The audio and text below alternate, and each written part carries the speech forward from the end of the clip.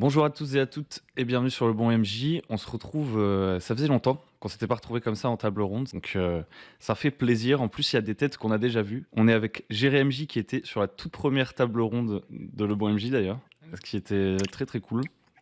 Et on est également avec Maître Renard qui est déjà passé aussi. Valou, je sais plus si t'es déjà passé toi sur une Oui, table ronde. peut-être pas une table ronde, mais ou une autre de tes émissions chroniques. Il me semble, ouais. Il y a un truc comme ça. En tout cas, on est en bonne compagnie. Et aujourd'hui, on va parler de dédramatiser le rôle de maître du jeu. Parce que voilà, malgré une information foisonnante sur Internet, malgré des exemples d'actual play, des tonnes et des tonnes d'informations, peut-être trop, eh bien, il y a encore parfois des difficultés à se lancer dans le jeu de rôle.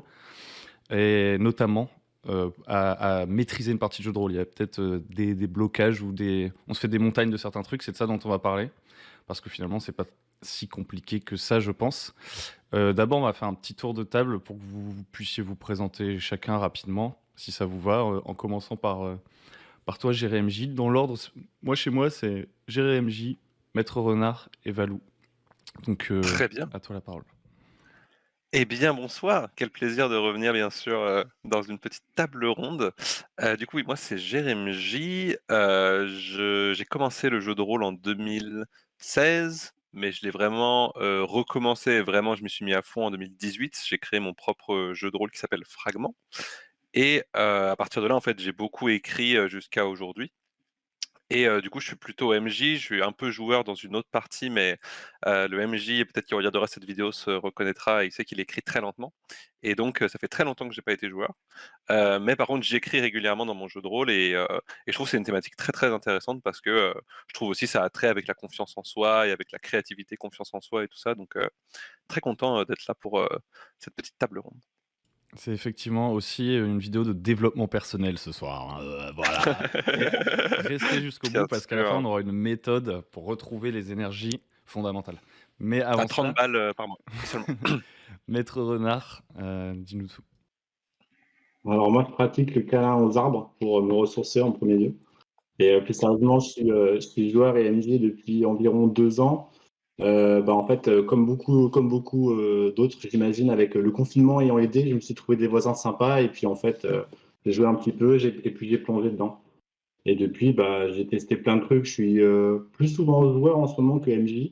J'essaie de voir un peu ce qui se fait. Du coup, j'ai pu rencontrer plein de gens. Je vais aller voir plein de tables. Donc, c'est très, très cool. Et puis, en fait, on se rend compte que c'est un petit monde bien merveilleux. On aime. Yes. Et enfin, Valou. Alors moi, je ne compte plus les années depuis lesquelles je commence. J'ai joué au jeu de rôle, hein, ça fait beaucoup trop longtemps. J'ai commencé directement en MJ. Je pense que j'en parlerai un petit peu pour cette petite émission. Et effectivement, moi, ce qui m'intéresse aussi, c'est de parler du jeu de rôle avec d'autres personnes. C'est pour ça que d'ailleurs, j'ai rejoint ta chaîne YouTube, Hugo, ton Discord aussi, puisqu'il y a souvent des discussions qui tournent autour du jeu de rôle. Et ça m'intéresse beaucoup, cette étude de ludologie, on va dire. Super cool. Et ben, ce que je vous propose de faire pour commencer, pour déjà que vous qui êtes en train de nous écouter, vous fassiez une idée de est-ce que ça va vous parler ou pas, c'est qu'on liste un peu le genre de questions, de trucs qu'on voit souvent ressortir, des peurs qui peuvent être exprimées, des trucs comme ça, à propos du rôle de maître du jeu. Donc une fois de plus, je vais vous laisser la parole. Peut-être on va commencer par toi, Valou. On va la refaire dans l'autre sens. Valou, dis-nous tout. Moi, je prends note et ensuite on reverra ça. Alors quand j'y ai réfléchi à ce sujet, donc cette peur que les joueurs ou même non-joueurs, hein, auraient à se lancer dans le jeu de rôle, en tout cas la masterisation de jeu de rôle. Donc déjà, on part du principe qu'il va y avoir un MJ à la table, donc effectivement, on peut dire que ça va être une sorte de vision traditionnelle du jeu de rôle où il y aura un maître de jeu et des joueurs autour de la table qui ont des rôles un petit peu différents, mais qui sont quand même tous joueurs autour de la table. Et donc, moi, je pensais à mes propres tables, à mes joueurs, et c'est des joueurs avec qui je joue depuis très longtemps. Et quand on en parle, la première chose qu'ils vont me dire, c'est: ah, moi, je pourrais pas. Être joueur, je peux, mais je vois en jouant au jeu de rôle que le maître de jeu a beaucoup de choses à faire, et du coup, pour eux, c'est déjà beaucoup trop de choses. Ils y arriveront pas. Alors que, ouais, pour moi, j'ai l'impression ils connaissent déjà les règles du jeu de rôle auxquelles ils participent. Mais voilà, pour eux, il y a beaucoup trop de choses à prendre en compte. Et j'ai l'impression donc que, il y a aussi des gens qui n'ont jamais joué au jeu de rôle, qui vont s'acheter un livre ou qui vont avoir regardé un actual play, qui vont s'intéresser à une chaîne YouTube, à ce genre de choses et qui vont se dire: «Moi aussi j'ai envie de le faire». Et il y a des points communs entre les 2, entre les joueurs qui veulent devenir maîtres de jeu et les gens qui ne sont ni même pas joueurs de jeux de rôle et qui vont vouloir se lancer directement maître de jeu pour après jouer avec des amis à eux. Donc voilà, il y a peut-être des points communs entre les 2, mais je pense qu'il y a des choses intéressantes à dire des 2 côtés. Maître Renard, du coup. Du coup, moi, quand j'ai réfléchi un peu à ça, c'était un peu dans la même thématique que Valou. C'était aussi un peu le sort de pression qu'on se met surtout à soi-même, parce que je trouve que on va chercher vraiment une sorte d'idéal de jeu de rôle, de qu'est-ce qu'on aimerait bien amener à une table et qu'est-ce qu'on aimerait faire avec les joueurs qu'on a réussi à réunir autour de cette table. Et du coup, ben ouais, il y a beaucoup de. Je pense qu'on fait une grosse montagne de tout le travail qu'il y a à faire avant, de retenir plein de choses. Et en fait, je pense qu'on se met beaucoup de pression pour ça. Et certains, bah, ça peut aussi, je pense que ça peut vraiment influencer le reste de tes parties derrière, parce que, admettons, ça se passe pas très bien, et puis tu penses que finalement, bah, t'es trop nul, alors qu'en fait, spoiler alerte, on est tous nuls quand on commence, joueur et MJ. Ok, ça marche. Et finalement, Jerry Hamdi. Alors, Jerry Hamley. Pour faire un petit listing de ce à quoi je peux penser quand effectivement on a des gens qui peuvent dire ah non, je me sens pas trop d'être MJ. Il y a déjà la peur de la charge de travail, je trouve, où effectivement on a peur que ça nous prenne trop de temps. Il y a la peur aussi de devoir faire quelque chose un peu d'original parce qu'on se dit que tout a déjà été fait. Donc, c'est quelque chose qui, je trouve, en fait, traverse un peu toutes les créations, quoi. Donc, Mm. notamment le jeu de rôle par rapport à ça. Il peut y avoir aussi une peur, sociale, c'est-à-dire la peur, enfin, il y a des gens qui peuvent ne pas se lancer parce qu'ils se disent: «Mais être devant tous ces gens-là», et sachant que quand on est MJ aussi, on est aussi la personne qui va narrer, donc qui va énormément parler et raconter les choses et un peu, effectivement comme tu le disais Valou avec ce truc de je vais un peu, être la personne qui chapeaute, qui dirige, qui tient un peu l'ensemble, et du coup on peut avoir cette peur-là de se dire, «Je vais être ridicule». Ce qui je trouve est un sujet vraiment intéressant, on pourra y revenir. Et là, enfin, pour moi, la plus grande peur aussi, enfin, j'ai l'impression, c'est effectivement celle, de se dire, comme tu disais, de ton côté, maître renard, il y a une peur de devoir être parfait, une peur du perfectionnisme. Et là-dessus, je pense aussi, ouais, qu'il y a beaucoup de choses à dire, mais globalement, là, c'était plus pour faire un listing, et après peut-être qu'on parlera plus, des solutions, ou même juste parler de ces choses-là avec des petits tips, sait-on jamais. Mais c'est vrai que c'est souvent, enfin moi, c'est un peu les peurs principales que je vois, là-dedans, quoi. Du coup, c'est cool. Alors, je pense qu'il y a quelques trucs que vous avez dit qui se sont recoupés. Donc, moi, ce que je vous propose maintenant, c'est que j'ai noté à peu près vos idées. Si jamais j'ai oublié des trucs, on pourra y revenir à la fin. Mais je vais vous lancer à chaque fois sur un des sujets qui a été évoqué.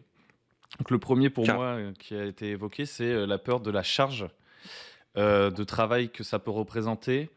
Donc, à titre personnel, je pense il peut y avoir une peur un peu irrationnelle parce que tant que t'as pas fait le truc, tu sais pas trop. Parce que finalement, le temps que ça va te prendre, mais du travail en amont, qui est une première chose, parce que on voit bien, tu vois, genre tu vas sur Instagram, des trucs comme ça, tu vois genre des sortes de punchlines, tu sais, des proverbes à la Facebook et tout, en mode le MJ quand il a préparé son truc, je sais pas quoi, tu vois, genre en mode le MJ, le mec il est dans son atelier toute la journée, il travaille pas à côté, tu vois, genre il prépare du jeu de rôle en fait toute sa vie, quoi. Il y a un peu un délire comme ça des fois.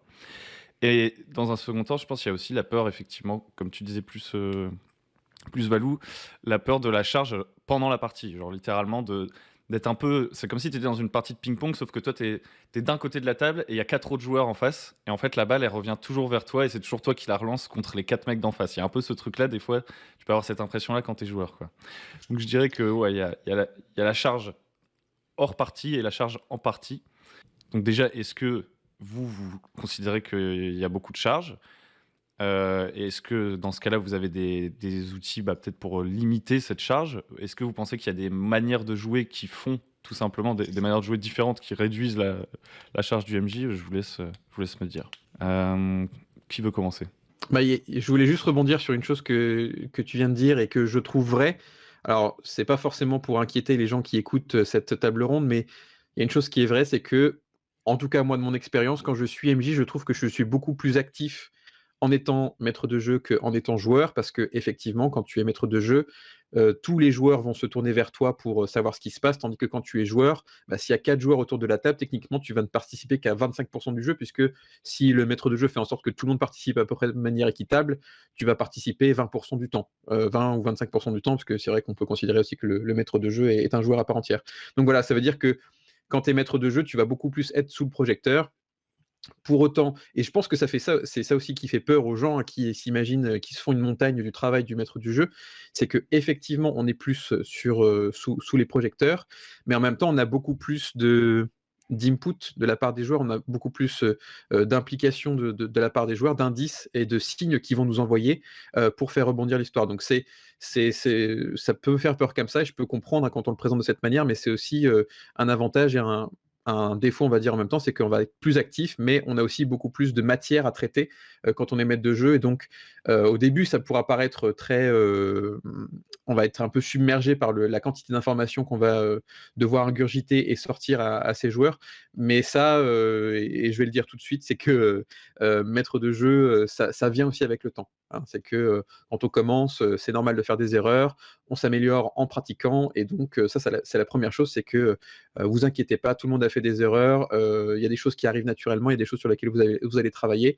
Mais voilà, il y a des choses qui vont s'améliorer avec le temps, ça c'est sûr. D'ailleurs, ça s'applique à tout en fait, pas seulement au jeu de rôle. Donc déjà, c'est un bon rappel de manière générale dans la vie. Tu sais, genre, Gandhi a dit que Développement franchement, personnel, faire hein, des encore erreurs, une c'est fois. pas trop grave, quoi. Ah, Euh, c'est du coup, Maître Renard? Ouais, bah, en fait, moi, j'étais un peu dans la même veine aussi. Je pense aussi quand tu. Moi, il y a un truc qui m'a bloqué pas mal, c'était quand j'ai commencé à être MJ, c'était que j'ai pris des kits d'initiation, tu vois, d'un système que je connaissais pas. Et souvent, tu as ça aussi qui peut te bloquer, tu vois, genre le mauvais choix, le mauvais choix du premier jeu de rôle, tu vois, où tu prends ce fameux jeu de rôle qu'on connaît tous, tu vois, où tu te frappes 300 pages de règles, où t'as envie de vomir, alors qu'en fait. Avec un peu plus de pratique et d'expérience, tu te rends compte que quasiment tout ce que tu vois, tout ce que tu touches et tout ce que tu prends en tant que culture, tu pourrais le transformer entre guillemets dans un jeu de rôle. Et aussi, ça me fait penser à écrire des scénarios, tu vois. Moi, il y a un truc qui m'a beaucoup aidé, c'est quand j'ai commencé à comprendre en fait comment ça marche, comment tu écris un scénario et qu'est-ce qui est important dans une partie de jeu de rôle. Et du coup, je trouve qu'avec l'expérience, tu te débarrasses de pas forcément plein d'outils, mais tu arrives à créer toi-même tes propres outils qui font que tu es de plus en plus à l'aise pour tes parties. Et en fait, tu vas mettre en place ce dont tu as besoin au fur et à mesure. Parce qu'au début, je trouve que c'est hyper perturbant parce que tu as tellement d'informations, tellement de trucs, tu as les conseils de partout, les top 10, les top 5, les trucs, et du coup, c'est hyper compliqué de s'y retrouver. Et je pense que ce qui est important à pas oublier, c'est vraiment au niveau de la charge de MJ. Alors oui, il y a beaucoup plus de choses à faire, et effectivement, il y a plus de ping-pong. Je rejoins Valou sur le fait que tu es beaucoup plus sollicité, mais en même temps, ça fait partie du jeu, et presque c'est la place, je trouve, la plus intéressante, parce que c'est toi, en tant que MJ, qui va jouer finalement le plus avec tes joueurs parce que tu dois répondre à leurs sollicitations. Et du coup, ben, en fait, si tu décharges un peu tes épaules, c'est pas si compliqué finalement.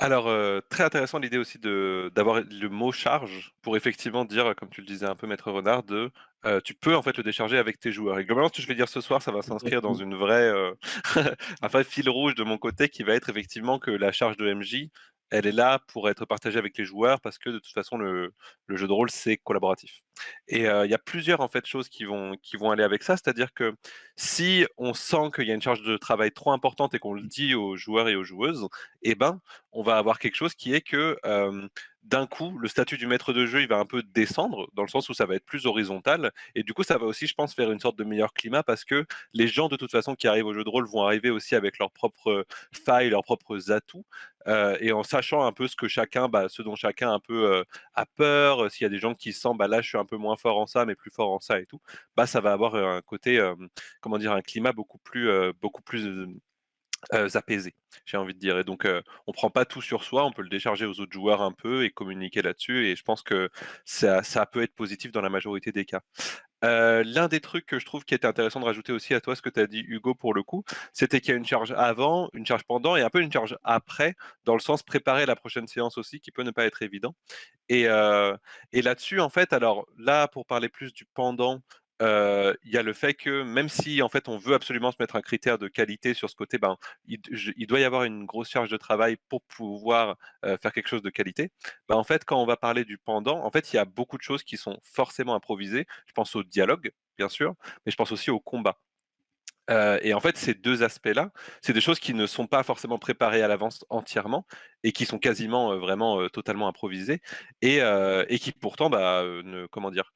On voit bien que, la plupart des parties de JDR se cassent pas la gueule. Enfin, ce que je veux dire, c'est que, même si c'est improvisé, ça veut pas dire que ce sera mauvais, et je pense qu'il faut aussi partir de cette idée que, il y a aussi, une sorte de bienfait fondé juste dans l'improvisation, et que c'est pas forcément en préparant tout qu'on va forcément faire quelque chose de bien. Et il y a une dernière chose, oui, que je voulais dire. Oui, c'est aussi que si la question se pose de base, de se dire, «Ça m'angoisse de tout préparer», c'est peut-être aussi parce qu'effectivement, c'est pas quelque chose qui va vous plaire, de fou.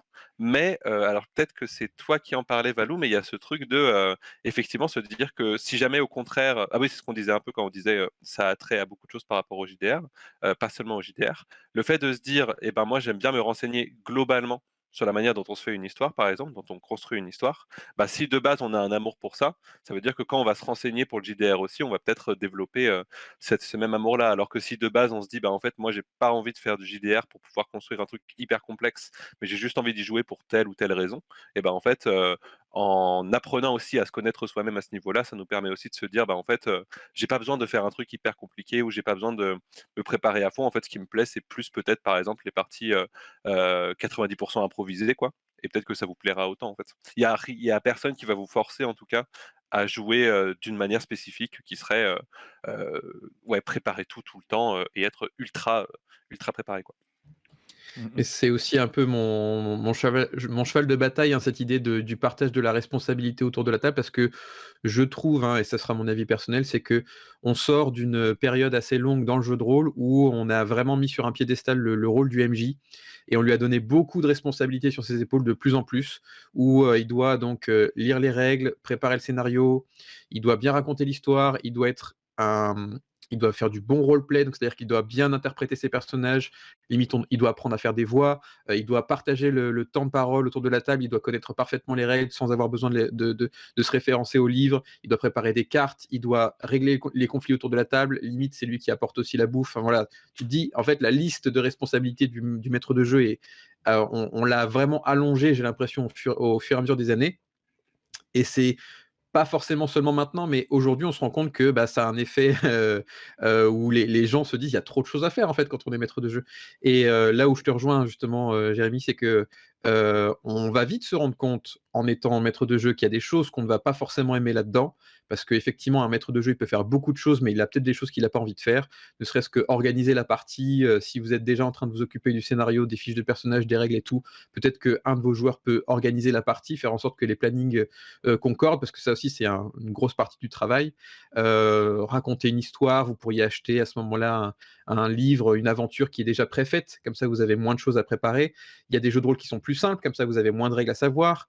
Les interactions sociales, bah, vous n'êtes pas tout seul autour de la table, donc au final vous êtes un joueur, vous aussi, si vous ne vous amusez pas, ça risque de se sentir, et les joueurs aussi vont peut-être ne pas s'amuser. Donc il faut que le maître de jeu s'amuse, il faut qu'il ait envie d'être maître de jeu, il faut qu'il ait envie de faire ce qu'il est en train de faire, parce que sinon, effectivement, ça peut se sentir autour de la table, et à ce moment-là, on se rend compte que le maître de jeu a trop de responsabilités sur les épaules et qu'il peut en déléguer certaines à ses joueurs. Alors, il y a plein de moyens, j'en ai cité quelques-uns, donc ça peut être changer de jeu de rôle, demander des choses à faire aux joueurs, mais ça peut être des grandes choses, ça peut être des petites choses aussi. Quand on joue à un jeu avec un système d'initiative pour les combats, ça veut dire qu'il y a un ordre de passage, c'est peut-être pas au MJ de le faire à ce moment-là, parce que le MJ, il peut très bien dire, bah, toi, tel joueur, tu vas garder la liste d'initiative, et tu vas dire, c'est à toi ton tour, c'est à toi ton tour, etc. C'est lui qui va noter à qui est en train de jouer à ce moment-là. Et voilà, il y a plein de choses que vous pouvez déléguer des responsabilités à vos joueurs. Et puis voilà, c'est une activité sociale, donc ça veut dire que vous n'êtes pas tout seul autour de la table.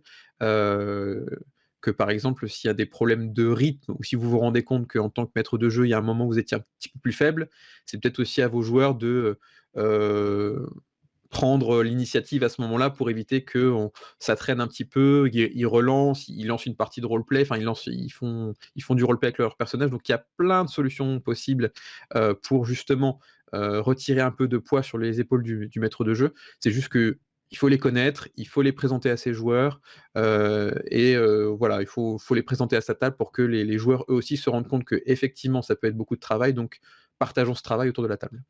Je pense aussi un truc vraiment tout bête pour réduire la charge de travail, entre guillemets.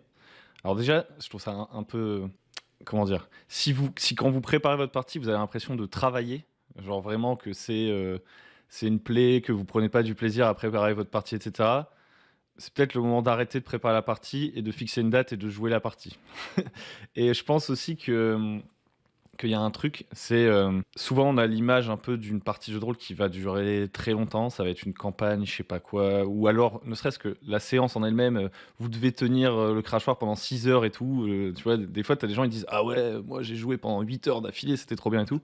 En vrai, des fois, faut bien se dire que tu prépares un tout petit truc, une petite scène, elle peut durer 1 heure alors que t'avais vraiment pas préparé grand-chose. Donc souvent, je pense, on a tendance à surpréparer et peut-être aussi avoir une sorte d'idéal de durée de partie qui est super long. C'est déjà une partie de jeu de rôle de jouer pendant 2 heures. Et pour jouer pendant 2 heures, quand tu regardes un actual play, en 2 heures, il se passe pas 1 milliard de trucs, quoi. Tout dépend après du type d'actual play. Parce que je pense qu'il y a beaucoup de gens qui, en premier exemple, pour faire du jeu de rôle, ils viennent par l'actual play. 90% des actual play, en 2 heures, il se passe pas grand chose. Les gens, ils parlent, ils disent des conneries, machin, truc. Et en fait, ils s'amusent pendant ces 2 heures. Après, il y a des exemples d'actual play où il y a beaucoup plus de choix rapides et tout, et il y a beaucoup plus de choses écrites. Je pense à Game of Roll, par exemple. Game of Roll, où c'est presque un livre dont tu es le héros, donc il y a beaucoup d'écriture. Ça, c'est peut-être un peu plus compliqué à faire. Mais déjà, il faut bien se dire que pour Game of Roll, il y a plusieurs écrivains qui préparent le truc à l'avance. Donc, vous êtes tout seul, en fait, se fixer des petits objectifs, tu vois, c'est un peu aussi les petits pas, tu vois, limiter ce que tu veux faire à ta première partie de jeu de rôle, te dire, mon objectif, c'est de raconter une histoire qui tient sur ces 3 points, que ça dure à peu près 3 heures. Voilà, pas... En fait, le cumul, c'est pas forcément synonyme de qualité, au contraire. Vouloir cumuler, faire plein de trucs, c'est le risque de faire tous ces trucs un petit peu, quoi.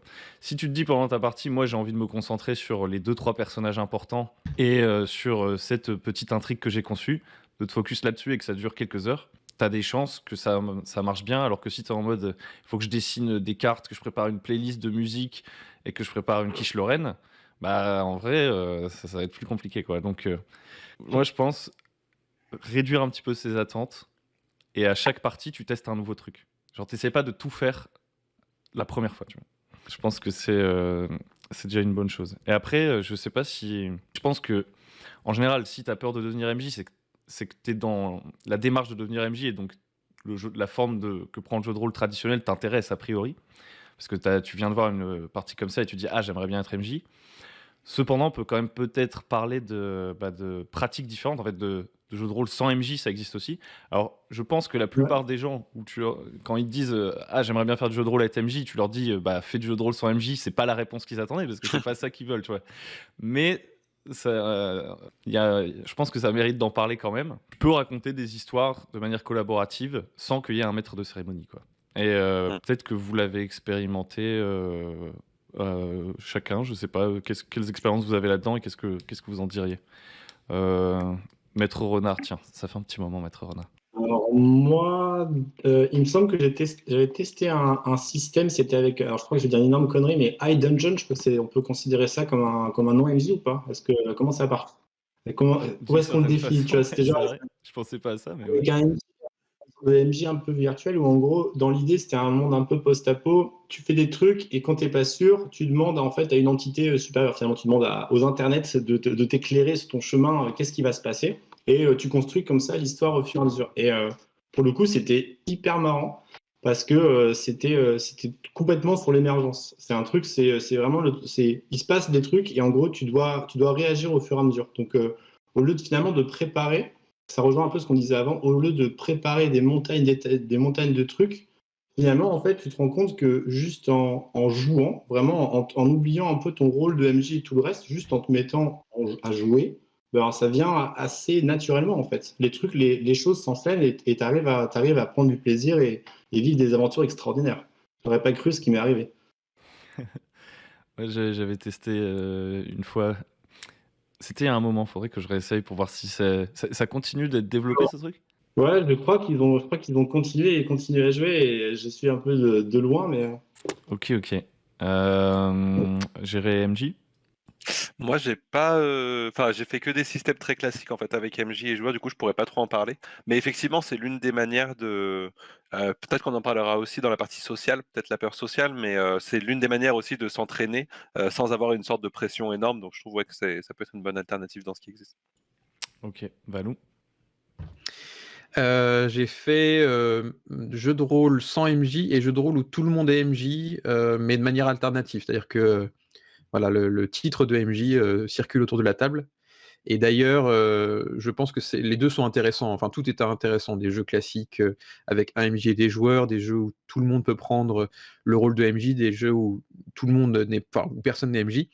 Ils ont tous des intérêts. Ce que j'aime beaucoup, c'est effectivement l'idée d'avoir des outils pour que les joueurs prennent le contrôle de la narration. Là, quand je dis joueurs, je parle des PJ, mais aussi du MJ, parce que effectivement, on a tendance à croire que c'est le maître de jeu qui dicte la narration, mais en vrai, vu que c'est les joueurs qui incarnent des personnages qui sont les seules choses que le maître de jeu n'a pas le contrôle sur les personnages des joueurs, bah, du coup, on a tendance à dire que c'est plutôt les joueurs qui vont faire la narration. C'est-à-dire que le maître de jeu prépare un scénario, c'est comme s'il y avait une histoire, mais les personnages principaux, ils font ce qu'ils veulent à l'intérieur.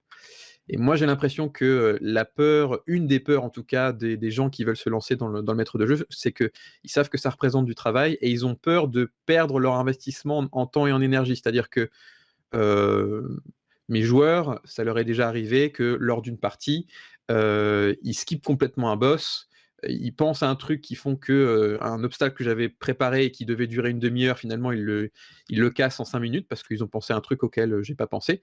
Et ils se disent, mais c'est incroyable parce que du coup, tu perds de ton temps pour préparer des obstacles que nous, on nique en 5 minutes. Et alors ça fait partie du jeu parce qu'il y a des fois où des obstacles que je pense ça va durer 30 minutes, ça dure 5 minutes, mais des fois je me dis juste, bah, ce PNJ là que je vous ai fait apparaître 30 secondes, vous êtes resté 10 minutes dessus, je m'y attendais absolument pas. Euh, je crois qu'il y a aussi une peur de perte d'investissement en temps et en énergie, même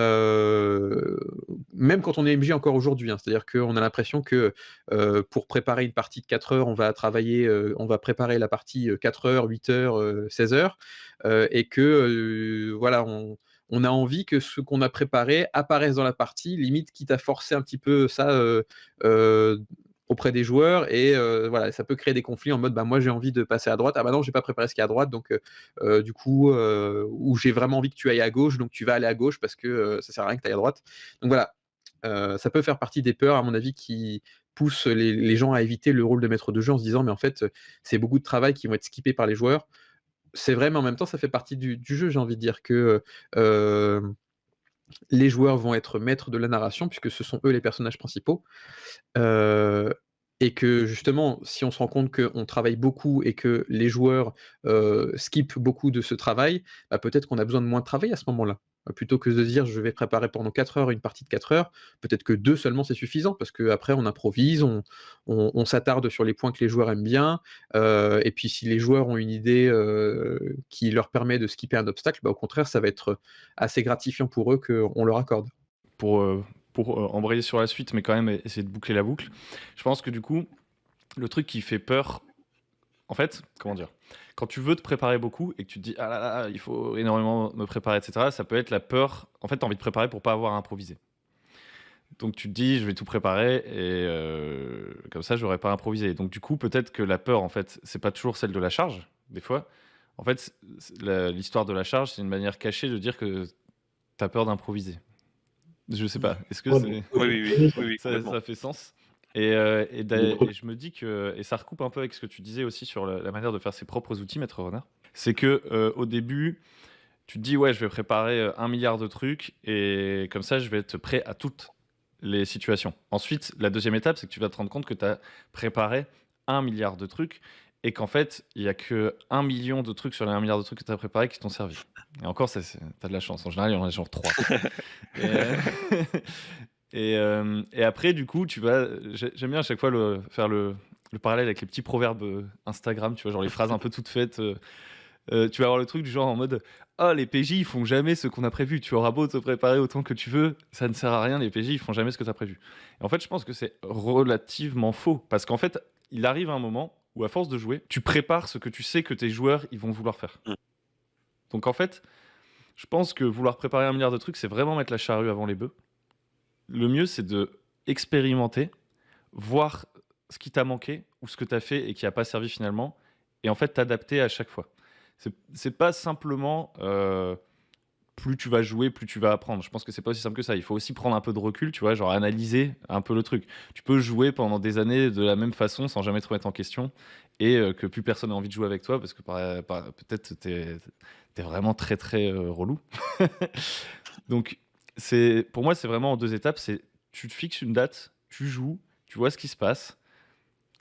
Peut-être il y a des trucs qui n'ont pas bien marché, et ben la prochaine fois, tu vas essayer d'améliorer ces trucs-là. Soit en créant tes propres outils, comme tu disais, Maître Renard, soit en cherchant des outils spécifiques à une situation réelle à laquelle tu es vraiment confronté, à un problème réel, pas un problème que tu projettes, tu vois, un truc que tu as imaginé et que tu n'as jamais réellement rencontré. En gros, c'est se préparer et trop, en fait, c'est lié à une angoisse, pas à un problème concret qui est en face de toi, je pense. Et pour ce qui est de l'improvisation, je pense que ça se muscle. Et en fait, il y a un peu des zones où tu es plus ou moins fort pour improviser aussi. C'est-à-dire que des fois, dans les dialogues, rapidement, tu te rends compte que tu as de la répartie, tu lâches des punchlines, tu arrives à dire des trucs et tout. Et peut-être que les trucs que tu as le plus de difficulté à improviser, c'est si tes PJ disent on va à droite alors que tu avais prévu qu'ils aillent à gauche. Et donc, du coup, à ce moment-là, tu te diras ah bah c'est peut-être ça le truc où j'ai du mal à improviser et où du coup je vais devoir investir ma préparation. Mais c'est parce que tu as eu un manque à un moment donné que tu en arrives à cette conclusion-là. Je sais pas ce que vous pensez de tout ça. JRMJ, vas-y. Oui, globalement, oui, c'est ça. Globalement, je suis très très d'accord et je trouve que comment dire, oui, en fait, ce que tu dis sur le fait que plus tu vas jouer avec les mêmes joueurs et joueuses, et même avec d'autres gens aussi, hein, mais je veux dire, plus tu vas effectivement te préparer pour des choses qui te seront de plus en plus utiles, et du coup, tu sauras de plus en plus ce qu'il faut préparer ou pas. Et ça, je trouve que c'est vraiment un truc qui fait que effectivement, tu peux commencer en préparant pas grand-chose et après faire plus, mais tu feras plus en faisant plus utile. Et donc, en fait, au final, peut-être que tu arriveras à un moment d'équilibre un peu où tu seras en mode, bah, je sais que ça, j'ai pas trop envie de le faire, donc je peux l'improviser. Et ça, au contraire, je sais que là, je vais avoir besoin de mettre un peu, donc je vais plus préparer. Mais c'est carrément vrai, oui. Je réfléchissais à d'autres choses, mais effectivement, non, je trouve que, ouais, que ce que tu as dit est très vrai. En fait, je pense qu'il y a plein de bons conseils. Souvent, on dit il y a des conseils qui se contredisent, mais en fait, il y a beaucoup de bons conseils, mais en fait, c'est surtout que la majorité des trucs que tu peux faire sont toujours situationnels. En fait, il n'y a pas de règle générale. Mais à chaque situation, tu as plein d'outils différents qui te permettent de la gérer, quoi. Et ce qui est important, c'est de voir les situations justement où tu galères. Je vois que tu voulais dire un truc, Valou. Qu'il y a tellement de jeux de rôle différents aujourd'hui que c'est pas parce que enfin, il y a peut-être des jeux de rôle qui seront plus adaptés à votre situation particulière parce que votre table sera différente d'une autre table, donc les gens avec qui vous allez jouer, ce sera différent que si vous jouez avec une autre table. Et que justement, si vous vous rendez compte au bout d'un moment que vous êtes fort en improvisation, il y a des jeux où on peut beaucoup improviser et donc avoir moins de temps de préparation. Enfin, ça existe aujourd'hui des jeux de rôle qui sont marketés comme étant sans préparation pour le maître de jeu. Vraiment, genre, on se lance dans la partie, personne n'a préparé quoi que ce soit, et tout le monde travaille ensemble, collabore pour que tout le monde s'amuse. Parce qu'effectivement, donc, s'il y a plein de conseils qui peuvent s'appliquer à plein de tables différentes, il y a une chose qu'il faut se rappeler, c'est que c'est un jeu, donc il faut que tout le monde s'amuse.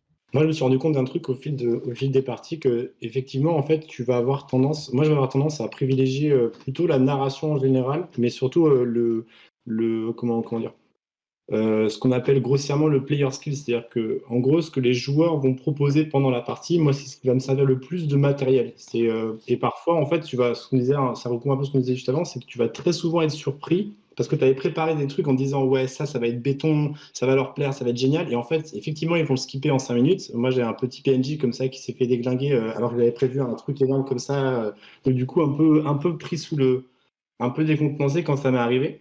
Et finalement, du coup, le fait d'un peu d'accepter de suivre les joueurs et d'aller dans leur sens, maintenant, quand je prépare ces parties-là, vraiment, j'écris 3 lignes. Genre là, pour la prochaine partie qu'on doit faire, c'est genre, vous allez à tel endroit, vous faites des trucs, vous repartez. Et je sais que j'ai rien préparé d'autre parce que de toute façon, ça suffira en fait. Le fait qu'on sache qu'on va tous jouer à la même chose, on parlait un peu de transparence, le fait de se dire, OK, les gars, en fait, il y a un truc que moi j'ai fait dans mes premières parties, c'est j'expliquais quasiment mon scénario. Je leur disais, alors voilà, les gars, en fait, on va jouer avec ces personnages-là, il va se passer tel et tel truc. Je leur donnais pas toutes les ficelles je gardais quelques trucs, mais vraiment, en fait, je donnais beaucoup de choses pour qu'on soit bien d'accord qu'on joue à la même chose, pour justement éviter le mec qui parte à gauche ou il part à droite, ou en fait, il a envie de faire complètement autre chose que ce que j'avais prévu, justement pour se dire, pour un peu me rassurer en me disant, en fait, vous voyez, ce petit bac à sable, celui-là, je le maîtrise, je le connais bien. Vous pouvez faire tout ce que vous voulez à l'intérieur, mais si vous dépassez ce truc-là, ça va être compliqué. Et le fait d'être honnête et transparent là-dessus, souvent, en fait, c'est trop bien parce que tu as pile le bon cas dont tu as besoin et tout le monde est OK et tout le monde va dans le même sens. Et ça fait partie des meilleures parties que j'ai pu faire, surtout dans les premières, où justement, tu te retrouves pas coincé et tu n'as pas peur de ce moment-là où du coup, il va te sortir une réplique, où il va faire quelque chose que tu n'avais pas prévu, parce que comme ça reste dans un cadre que tu maîtrises à peu près, finalement, tu as juste à te laisser porter par le reste du truc. Tu veux faire ça? Ok, pas de problème. Et à ce moment-là, tu utilises une petite astuce, c'est d'accord, comment tu veux le faire? Et à ce moment-là, en fait, en gros, tu lui repasses un peu la balle en te disant, en fait, tu as envie de nous raconter un truc et de te mettre finalement, en fait, de prendre un peu cette place de MJ, même en tant que joueur, parce que souvent, on en parlait juste avant, et je trouve que je suis tout à fait d'accord que la tâche est partagée. En fait, il y a des moments où on se retrouve aussi joueur et MJ, machin, enfin, il y a plein de choses comme ça. Et le fait de souvent tendre le micro et donner la parole à une personne qui a envie de s'exprimer sur un truc, ça va développer d'autres choses et ça va fluidifier énormément les parties. Moi, je sais que là-dessus, j'ai vraiment mes grands axes en me disant j'aimerais bien qu'il se passe ça. Maintenant, je leur dis plus vraiment, alors les gars, il va se passer tel et tel truc, mais je sais que dans ma tête, c'est assez verrouillé. Je prépare très peu de choses parce que c'est pas pour être déçu de ne pas l'utiliser, mais c'est plus pour me dire comme ça, je laisse de la place, je laisse des trous en fait. Je fais vraiment mon canevas en me disant, ouais, ils vont à tel endroit, il se passe des trucs, donc je prévois ce qui pourrait se passer. Et après, comment est-ce qu'on finit? Et après, à ce moment-là, chacun fait ce qu'il veut. Et ça, c'est cool. C'est très bien comme ça. Moi, je trouve qu'il y a pas mal de conseils concrets là dans ce que tu viens de dire, justement, parce que une chose qu'on peut appliquer dans toutes les parties, quel que soit de votre niveau d'expertise, entre guillemets, de maître de jeu, c'est que vos joueurs se débrouilleront mieux, en tout cas, je pense, s'ils ont un objectif clair. Donc ça, un objectif clair, ça peut être intéressant quand on est maître de jeu de leur donner un objectif précis, parce que si le côté bac à sable, ça peut être très bien. Si c'est trop bac à sable, il peut y avoir aussi la peur de la page blanche en mode qu'est-ce que je fais? Tout est possible, donc je ne vais rien faire parce que tout est possible. Donc au contraire, donnez-leur au moins un objectif clair, ça peut être intéressant. La carotte, elle est là. Voilà, c'est ça. C'est genre vraiment leur donner une mission. Être honnête avec ses joueurs, ça peut aussi être très intéressant quand justement, si jamais, même avec un objectif clair, ils partent dans une direction que vous n'avez absolument pas prévue et que vous avez un petit peu d'expérience et vous vous dites là, c'est un truc où je suis pas confortable, même si c'est votre première partie et vous vous dites je suis pas très confortable à l'idée qu'ils vont dans des trucs que j'ai pas prévus. Être honnête avec vos joueurs à ce moment-là en leur disant bon, vous pourriez aller par là. Je vous avoue que si vous le faites, je vais improviser. Je suis pas sûr de la qualité de ce que ça va donner au niveau de la partie.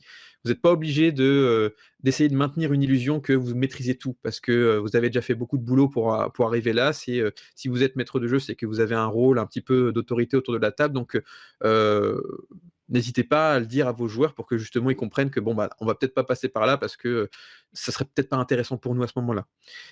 Et puis ça, après, un conseil que moi j'aime bien me donner, mais qui est il va être un petit peu plus difficile à appliquer sur vos tables parce que chaque table est différente, c'est rentrer directement dans l'action. C'est-à-dire que là, ça va beaucoup dépendre de votre table parce que qu'est-ce que c'est l'action? Qu'est-ce qui est intéressant pour vos joueurs? Enfin, plus que l'action, c'est aller directement dans ce qui est intéressant dans l'histoire. Et là, ça va beaucoup dépendre de votre table parce qu'il y a des tables qui vont adorer, par exemple, les scènes de boutique. Genre, vous avez gagné des sous de votre dernière quête, vous allez voir le marchand et vous allez faire une séance de shopping. Il y a des joueurs qui vont adorer ça. Il y en a peut-être qui vont être saoulés parce que c'est la 50e fois qu'ils ont une séance shopping, donc ils n'en ont pas envie. Donc voilà, là, ça va dépendre de votre table. Mais en général, si vous voulez, par exemple, que vos joueurs aient une mission, je sais pas, un truc classique, ils sont dans une taverne et puis il y a quelqu'un qui va mettre un petit papier sur le tableau d'affichage et sur ce papier, il y a cette quête.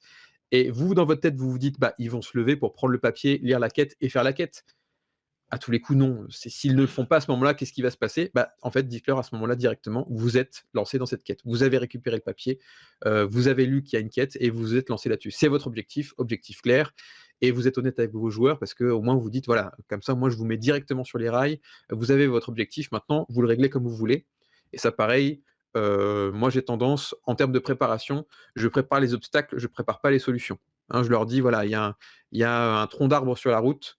Par contre, je me suis pas dit dans ma tête, alors ils vont prendre des chevaux, prendre des cordages et les virer, ou alors ils vont faire un sort de boule de feu. Non, en fait, j'ai juste mis un obstacle, et après, c'est à eux de déterminer quelle est la meilleure façon de le faire. On réfléchit ensemble autour de la table. S'ils me disent, ah bah je vais invoquer mon dieu pour qu'il vire le tronc d'arbre de la route, je fais, bon, même dans un jeu de rôle Heroic Fantasy, c'est peut-être pas très plausible, donc pensez à un truc un peu plus terre à terre pour vos personnages. Voilà. Tu peux même aller dans ce truc-là. En gros, en général, là où je trouve tu commences vraiment à t'éloigner de l'expérience de jeu de rôle à titre personnel, c'est quand tu es dans une position où tu crées les obstacles et en plus tu les résous. Là, tu as un peu moins l'impression de faire un jeu de rôle, tu as juste l'impression d'écrire une histoire. Mais dans l'absolu, tu peux dire que c'est un joueur qui va créer un obstacle et c'est l'autre joueur qui va le résoudre. Tu vois. Tu dis à un joueur, bah, qu'est-ce qui vous bloque la route? Et ensuite, tu dis, et toi, comment tu fais pour débloquer la route? Tu vois. En gros, en fait, tout est possible. Je pense que c'est surtout des questions d'itération et, et aussi de test et aussi de se dire que c'est pas parce que tu as mis en place un système de jeu à un moment donné que tu peux pas revenir en arrière. En fait, à tout moment, tu peux revenir en arrière, te dire bon bah finalement ça a pas trop marché et cette fois-ci on va changer cette règle parce qu'elle était pas ouf. En fait, tout est malléable. Et puis je vais fermer ce sujet parce qu'on en a plein d'autres après. Mais un truc que je voulais quand même dire, c'est que à titre personnel, je pense que c'est aussi ça qui est passionnant en fait. Effectivement, si ça vous intéresse pas du tout de préparer des trucs, si ça vous intéresse pas du tout de tester des trucs, si ça vous angoisse tous ces trucs-là, il y a faut peut-être trouver d'autres formes de jeux de rôle parce qu'en fait, à la base, tout ça, ça fait partie du plaisir de la partie en fait, et ça fait partie du plaisir du rôle en tant que MJ traditionnel. Si le rôle de MJ traditionnel est on peut lui prêter ou en tout cas ce que vous en connaissez et ça vous angoisse, moi je vous inviterais à quand même faire le test, parce que c'est peut-être dû à des peurs un peu infondées, juste parce que pour l'instant vous l'avez pas encore fait. Mais si une fois que vous avez fait le test, vous dites vraiment non, c'est vraiment nul à chier, ben peut-être juste voilà, c'est tout. C'est peut-être qu'il faut trouver une autre forme de jeu de rôle ou une autre forme de jeu ou quoi que ce soit d'autre, parce qu'en fait ça fait partie du kiff, moi je pense, de préparer tous ces trucs là. Même si votre boss, vous avez mis 1 heure à le créer et qu'il s'est fait tuer en 10 minutes, bah, c'est pas grave parce que vous avez kiffé le créer, votre boss, pendant ces 1 heure, trouver ces idées là, etc. Du coup, le deuxième pendant un peu, je rassemblerai 2 trucs que vous avez dit en intro. C'était qu'aujourd'hui, il y a beaucoup d'exemples, beaucoup d'informations, des informations à profusion. Alors, il y a la question de la quantité d'exemples possibles et de possibilités. Et du coup, on peut être dans une paralysie du choix, genre un peu, tu sais, sur Netflix, tu sais pas quelle série regarder, tu vois. Et à l'inverse, il peut aussi y avoir d'une autre manière, toujours dans cette sorte d'exemplarité et d'informations disponibles, un autre problème qui est celui, au contraire, au lieu d'être perdu dans les possibilités, d'avoir une sorte d'idéal, un idéal et se dire qu'on pourra jamais l'atteindre, genre un peu le truc, le Matt Mercer effect, quoi, ou de voir un MJ, un truc. En général, c'est peut-être le MJ qui vous a fait jouer la première fois, ou alors le premier actual play que vous avez regardé, vous vous êtes dit vraiment c'est ouf et tout, et ce mec-là, je trouve on projette beaucoup sur ce qu'est cette autre personne et on se dit ah j'aimerais trop être comme lui et en fait jamais vous ne serez comme lui, spoiler. parce que vous êtes unique. Voilà, il y a ces deux trucs, ces exemples qui peuvent être bloquants. Qu'est-ce que vous en pensez? Peut-être qu'on va sortir un peu du cadre du jeu de rôle, hein, parce que moi je pense que ça c'est un truc qui s'applique à énormément de situations. Mais ça vaut le coup d'en faire le tour. Peut-être que vous avez des expériences à propos de ça. Oui, moi justement, j'ai l'impression que j'ai bénéficié d'une bénédiction de l'ignorance parce qu'effectivement, je trouve qu'aujourd'hui, on n'a jamais eu autant d'exemples, d'articles sur le jeu de rôle, de livres sur le jeu de rôle, des livres qui vont étudier le jeu de rôle, qui vont parler de ludologie, des types de jeux de rôle différents. Donc vraiment, on a beaucoup, beaucoup de choix, pour, justement répondre à beaucoup, beaucoup de tables et d'attentes différentes. Moi, quand je me suis lancé, il n'y avait pas tout ça. C'était il y a plus de 15 ans. Donc, j'ai juste acheté un livre de base Warhammer V2 de l'époque, hein. Je l'ai lu, j'y ai joué, je l'ai lu de couverture en couverture et j'y ai joué avec des tables à 1 joueur, des tables à 8 joueurs. Enfin, j'ai fait tout ce qui est possible et imaginable. J'ai fait plein d'erreurs et voilà, j'ai beaucoup appris là-dessus. Je me demande si j'ai pas justement bénéficié d'une espèce de bénédiction de l'ignorance parce que j'avais pas de rôle tellement à suivre. Il devait exister à l'époque, mais j'y avais pas accès. Peut-être que ça m'a aidé. Peut-être que si je les avais connus, j'aurais évité certaines erreurs. Donc ça aurait pu m'être utile parce que c'est pour ça aussi que j'aime bien parler d'expérience de jeu de rôle parce que j'ai tendance à croire que ça va peut-être éviter à des gens à faire des erreurs parce qu'on fait tous des erreurs, mais si on peut éviter d'en faire certaines, tant mieux. Et si ça peut aider les gens, tant mieux aussi. Ouais, j'ai eu la même bénédiction entre guillemets. Après, moi je pense que c'est quand même une énorme richesse les informations. C'est juste qu'il faut avoir Ouais. l'outil pour réussir à les traiter. Euh, Maître Renard ou Jérém G, comme Vas-y, vous vas-y, voulez. maître Renard. Ouais, alors devant la pléthore d'informations dont on a à disposition, c'est vrai que c'est parfois difficile de trier. Encore une fois, ce que je disais tout à l'heure, c'est de réussir à créer un peu ses propres outils. Alors, moi, j'ai eu la chance de participer à la merveilleuse Entre du Guerrier, disponible sur la chaîne, dans la description en bas de la vidéo, sûrement, j'imagine. Et blague à part, en fait, sans flagornerie, en fait, dans dans cette méthode, en gros, ce qui était cool, c'est que du coup, en gros, il y avait des points sur lesquels des choses qui n'étaient pas du tout expliquées. Donc, vraiment, quand je suis tombé là-dessus, vraiment en toute innocence, hein. Quand je suis tombé là-dessus, du coup, moi, j'étais vraiment bloqué parce que j'avais mon petit livre de comment dire, de mon kit d'initiation. Et il y avait plein de choses qui n'étaient pas expliquées dedans. Genre, en gros, quand tu prends un bouquin de JDR la première fois de ta vie que tu l'ouvres, enfin, moi, je parle de ça, c'était il n'y a pas si longtemps. Tu l'ouvres, en fait, on te dit, alors voilà, tout ce que tu peux faire, mais tout ça, si tu veux, tu peux ne pas l'utiliser. Donc, déjà, ton cerveau, il commence à être fucked up dès le début. Et après, en fait, tu as plein de choses, et en fait, on ne t'explique pas. Enfin, je trouve que là où c'est hyper perturbant quand tu te lances dans le jeu de rôle, c'est que face à un livre qui est très froid et qui te renvoie pas spécialement la balle, en fait, à qui tu peux pas poser une question directement, genre, qu'est-ce que je fais si le mec il décide de couper un arbre ou n'importe quoi, en fait, vraiment simplement une interaction sociale entre ton joueur et ton adversité, genre bah du coup en gros ton gobelin il veut lui faire un coup en arbre, mais toi à ce moment-là dans ton livre de base c'est pas du tout marqué que c'est possible et que tu peux faire des choses comme ça. Et le fait de voir un actual play, en fait, la différence, elle va être tellement énorme entre ton tout petit truc où tu as zéro explication et quelque chose qui est hyper bien fait, super quali, il y a du rythme, de la narration, le gars il a la Les bonne costumes. voix, son nickel, les costumes parfois, la lumière, la musique et tout machin. Des Et toi, t'es sponsors. là, tu fais. Alors, c'est dur.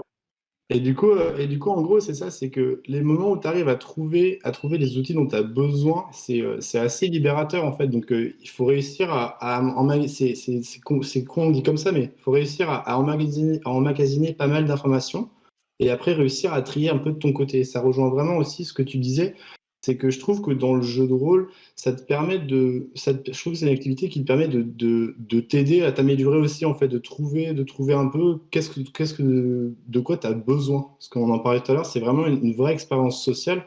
Et pour le coup, tu vois, moi, parfois, je fais des tests, en gros, que je fais dans le jeu de rôle, je le reteste dans la vie réelle et vice-versa. En gros, en me disant, ah ouais, en fait, cet exemple-là, j'ai déjà croisé cette situation. Genre, ouais, lui, il s'énerve contre un mec qui va potentiellement lui péter la gueule. Comment est-ce que je pourrais m'en sortir? Et c'est marrant de voir, il y a souvent des petits parallèles qui se font entre tes parties et la vie réelle, quoi. Donc, tu peux aussi te servir de ce matériel-là pour le mettre dans tes parties et vice-versa. Du coup, des fois, tu essaies de couper des arbres ou. Ouais, moi, des arbres et tout. Moi, j'ai des chèvres juste à côté de chez moi. Une dernière fois, ah, rigole, mais la dernière fois, comment tu fais pour faire passer une chèvre sous un grillage, tu vois? Après, tu peux lancer un Personnellement, sort aussi, plutôt que de demander à ton voisin, alors qu'il essaie de faire sa sieste. Pour parler de ma propre expérience, moi j'ai jamais joué à des jeux de rôle existants. C'est-à-dire que j'ai toujours joué à des jeux de rôle créés. Et ça fait que quand j'ai abordé le jeu de rôle, en fait, j'étais direct dans un univers un peu en fait, où j'ai pas vraiment vu le jeu de rôle comme quelque chose directement d'institué et tout. J'ai vu le jeu de rôle comme un univers de création. Et un peu, moi je le comparais beaucoup au ciné en fait. Et c'est toujours ce que je fais d'ailleurs. Je le compare étonnamment d'ailleurs plus au ciné qu'aux jeux vidéo. Et heu et du coup, j'avais une approche très narrativiste et en fait, par rapport à ça, je trouve que du coup, il y a tellement une potentialité après que j'ai découverte par rapport aux jeux de rôle de, bah, tout ce qui est bac à sable, tout ce qui est jeux JDR solo et cetera, qu'en fait, je trouve que tu as déjà quand même une inclinaison de ce vers quoi tu veux aller et dans ce sens-là, ça veut dire que forcément tu vas t'orienter vers des conseils où tu te dis: «Bah, ça, c'est pas pour moi parce que j'ai pas envie de faire ça», et ça, par contre, bah, ça me parle plus donc forcément, en fait, ça va t'attirer aussi parce que ça t'intéresse déjà de base. Et du coup, je trouve que cette idée de il y a trop d'infos donc on serait un peu perdu. Je suis d'accord qu'évidemment elle est totalement légitime et elle peut totalement être vraie, mais du coup la question c'est peut-être, heu réfléchissez à ce qui vous plaît vraiment. C'est-à-dire, ne pas forcément chercher à tout tester, mais à se dire: «Bah tiens, je vais peut-être commencer par ça», si vous avez envie vraiment de tester énormément de choses différentes. «Je vais commencer par ça qui m'attire plus et peut-être que ça m'ouvrira des portes vers d'autres choses». Et par rapport aux exemples, moi je trouve que justement ce qui peut être intéressant, ça pourrait certes être de regarder des actual plays, mais aussi de voir par exemple des bêtisiers. Enfin, je pense par exemple aux bêtisiers de Aventure, la série avec Maillard, JDG, Crane et Bob, où en fait tu vois, que Maillard, il se trompe en fait. Il genre, dans des narrations ou quoi, il va reprendre, et des fois il va commencer à dire une description et ça va être trop nébuleux et tout et du coup ils vont se marrer. Et je trouve que c'est grave des moments, ou des séquences, même si tu regardes d'aventure en général d'ailleurs comme Game of Thrones, hein. Mais quand tu regardes ces séquences-là où tu te dis: «En fait, on voit bien que le MJ fait des erreurs» et que c'est pas forcément quelque chose de grave en fait, c'est quelque chose, qui fait partie du JDR en fait. Et c'est vrai que le critère de qualité n'est pas du tout le seul critère d'amusement du JDR, quoi. Au contraire, il y a des fois, le fait de se tromper où ça peut être aussi un problème. Donc je trouve qu'en fait, ces problèmes aussi effectivement d'exemplarité ou de se dire: «Waouh, ces personnes-là, elles sont incroyables et tout», c'est évidemment, en fait et tu le vois très vite, je trouve, en regardant de l'actual play, c'est des personnes où en fait, tu te dis: «Ah mais en fait, finalement, c'est des personnes qui font grave des erreurs aussi et c'est OK, quoi». Mais j'ai l'impression que c'est plus limite, une question de confiance en soi et de légitimité soi-même à se dire: «Est-ce que, je suis légitime autant que ces gens-là ou si je connais moins?» C'est une peur à conquérir celle-ci plutôt que, un problème de, beaucoup, beaucoup d'infos, quoi. Mais je trouve que c'est excellent ce que tu dis, tu mieux formulé un truc que j'essayais de dire tout à l'heure, peut-être que je le couperai au montage tellement je l'avais mal expliqué. Qu'effectivement, je trouve que c'est ça. En fait, quand tu commences le jeu de rôle, c'est que tu l'as découvert par un prisme. Peut-être tu as acheté un livre de jeu de rôle, tu t'es fait une idée sur le jeu de rôle, tu te dis: «C'est cool, je vais essayer». Peut-être tu as vu un actual play, tu te dis: «Ah, c'est cool la manière dont ils font, je vais essayer» et cetera. Et en fait, quand tu passes du livre à l'actual play, par exemple, là, il y a un décalage, tu vois? Genre toi, tu viens de lire, tu as eu ta compréhension du livre sur le moment et cetera. Tu veux regarder un exemple et tu te dis: «Mais attends, tu vois, il y a ce moment où tu as l'impression que c'est 2 langages différents. Et c'est la même chose dans le sens inverse. Tu as plein de gens, ils voient un actual play pour la première fois, ils se disent: «Ah bah, du coup, je vais regarder ce que c'est ce fameux jeu de rôle auquel ils jouent», et ils arrivent sur le livre, ils font: «Mais attends, mais je vois pas exactement le rapport» et cetera. En fait, je pense qu'au moment où tu vas commencer à t'informer, tu sais, c'est comme un, comment on appelle ça? Tu sais, le truc, tu regardes dedans et les images, elles se multiplient là. Kaléidoscope? C'est comme un kaléidoscope, tu vois. Au début, tu vois le prisme de l'extérieur et ensuite tu mets ton œil dedans et là, il y a 1 milliard de possibilités qui pop. Et donc, en fait, à un moment donné, il faut être capable de revenir sur qu'est-ce que au départ tu voulais faire et commencer par faire ce que au départ tu voulais faire. Et ça recoupe justement avec le fait de privilégier peut-être la qualité, te dire, bah, moi, les trucs que j'ai kiffé, c'est que c'était fluide, les personnages, ils étaient intéressants, j'ai bien aimé l'ambiance sombre de la ville, etc. Donc ça, c'est les 3 points sur lesquels je vais me concentrer. Et se concentrer plutôt sur la qualité de voilà, ces trucs-là, plutôt que de regarder tout ce qui est possible de faire et essayer de faire un petit peu de tout ça. C'est en fait, à chaque fois que tu vas ouvrir une porte dans le jeu de rôle, tu vas avoir une infinie possibilité, une infinie possibilité de choses à faire. Tu vas tout le temps découvrir des nouvelles choses parce que c'est ultra riche. Et donc, à un moment donné, je pense qu'il faut juste te poser sur ton envie de base, te mettre une deadline et te dire: ce jour-là, la partie, elle est prévue, je vais préparer comme je peux ce que j'ai envie de faire ce soir-là. Et tu avances comme ça, par itération, par étape, quoi. Mais c'est toi, Jérémy, qui avait parlé au tout début du syndrome de l'imposteur, de la peur du perfectionnisme, enfin du perfectionnisme, de ce que ça peut attirer justement. Parce que moi, ce que je peux conseiller comme lecture, hein, c'est un livre qui est sorti par le docteur Valérie Yang sur le perfectionnisme, plutôt sur le syndrome de l'imposteur et surtout destiné aux femmes, puisque le livre s'appelle The Secret Thoughts of Successful Women. Donc c'est plus justement pour parler des femmes qui ont réussi à surmonter le syndrome de l'imposteur, parce que malheureusement, dans notre société, elles vont plus être affectées par ce syndrome de l'imposteur et de la peur du perfectionnisme. Et elle décrit 5 cas, 5 archétypes de perfectionnisme. Et bizarrement, ça colle assez bien avec la peur des gens qui veulent se lancer en tant que maître de jeu dans le jeu de rôle. Alors le premier cas, c'est le cas du perfectionniste, qui ne va pas se lancer dans un projet avant que ce projet soit parfait à 100%. C'est-à-dire que si même sa première partie de jeu de rôle, si elle est préparée à 99%, il ne va pas se lancer, il ne va pas la lancer. Il veut absolument que tout soit prêt, tout soit préparé, et il ne le fera pas avant. Donc voilà, perfectionniste. Le deuxième cas, le deuxième archétype, c'est l'expert. L'expert, il aura peur qu'on le considère comme un imposteur, il aura peur d'être considéré comme une fraude s'il ne connaît pas tout sur le bout des doigts. Donc c'est les règles, le lore, le scénario, les règles, les règles encore une fois. C'est quelqu'un qui veut absolument tout savoir avant de se lancer dans la partie. Donc ça, c'est un autre type de syndrome de l'imposteur, c'est s'il ne connaît pas tout sur le bout des doigts, il ne va pas se lancer. Il y a aussi le soloiste, celui qui veut absolument tout faire tout seul, tout trouver de lui-même.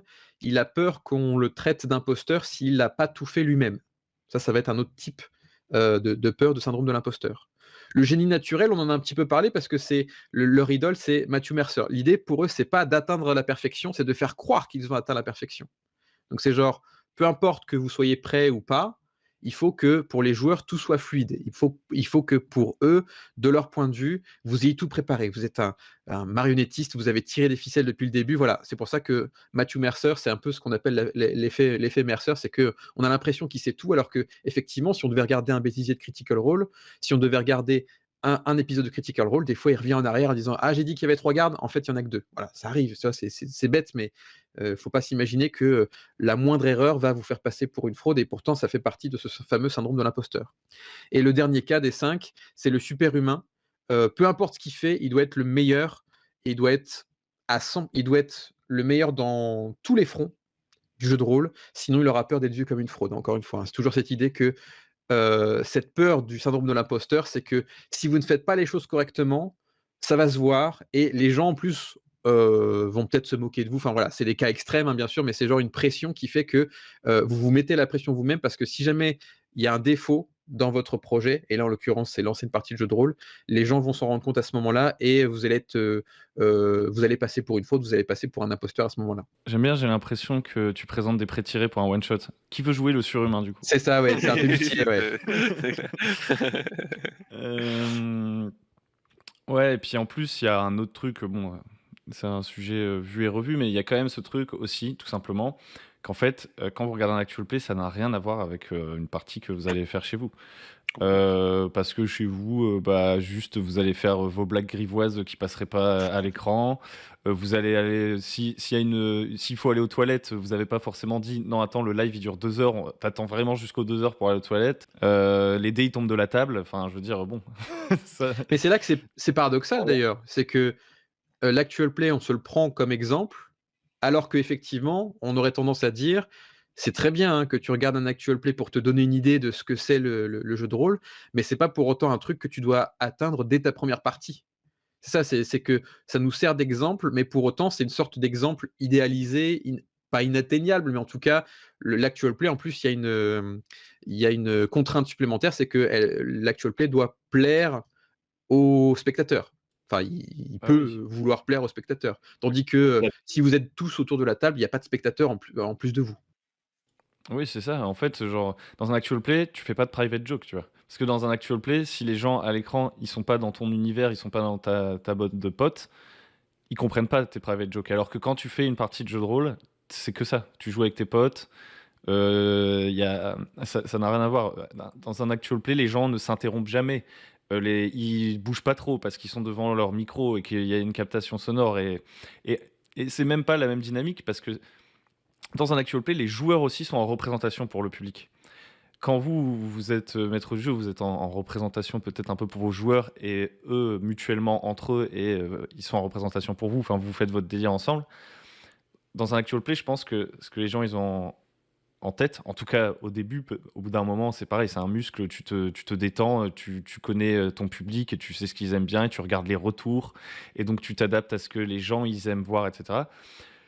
Mais au début, tu penses qu'à ça, tu penses à partir du moment où tu publies quelque chose, après tu as des gens qui publient quelque chose juste à l'arrache, ils se disent bon, je jette une bouteille à la mer et peut-être il y a des gens à qui ça va plaire. Mais quand tu publies quelque chose, tu penses avant tout aux gens qui vont regarder. Tu penses pas, tu penses à toi. Peut-être qu'après tu seras satisfait de te dire ah j'ai réussi à faire ce show, mais pendant le show tu penses au show, tu penses pas à ta tronche. Je pense. Alors que dans une partie de jeu de rôle, c'est tout le contraire. Je pense que c'est un des jeux qui est le plus adapté à la sociabilité, à être entre potes et à faire vraiment ce qui vous fait kiffer, vous, en fait. C'est une des formes de jeu les plus malléables et les plus personnalisables, en fait, pour ses propres goûts, etc.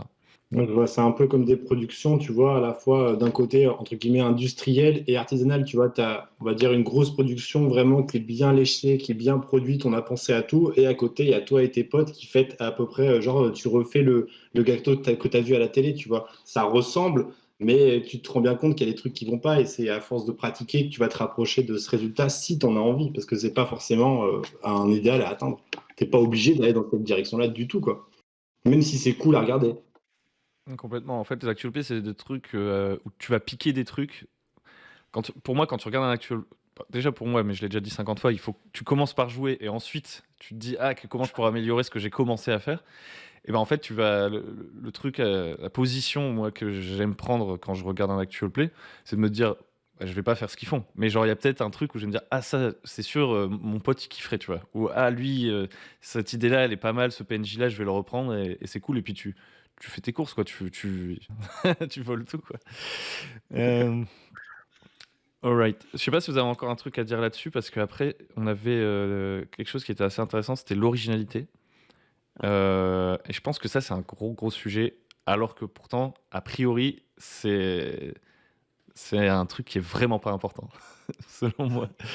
Mais quand on est dans la créativité, je pense que je vais rapidement te passer la parole, JRMJ. Je pense que quand on est dans la créativité, on a envie peut-être de dire quelque chose de soi. On se projette, en fait, on se dit que ce qu'on crée, bah, ça dit quelque chose de nous. Et donc, on a envie que ce soit original, etc. etc.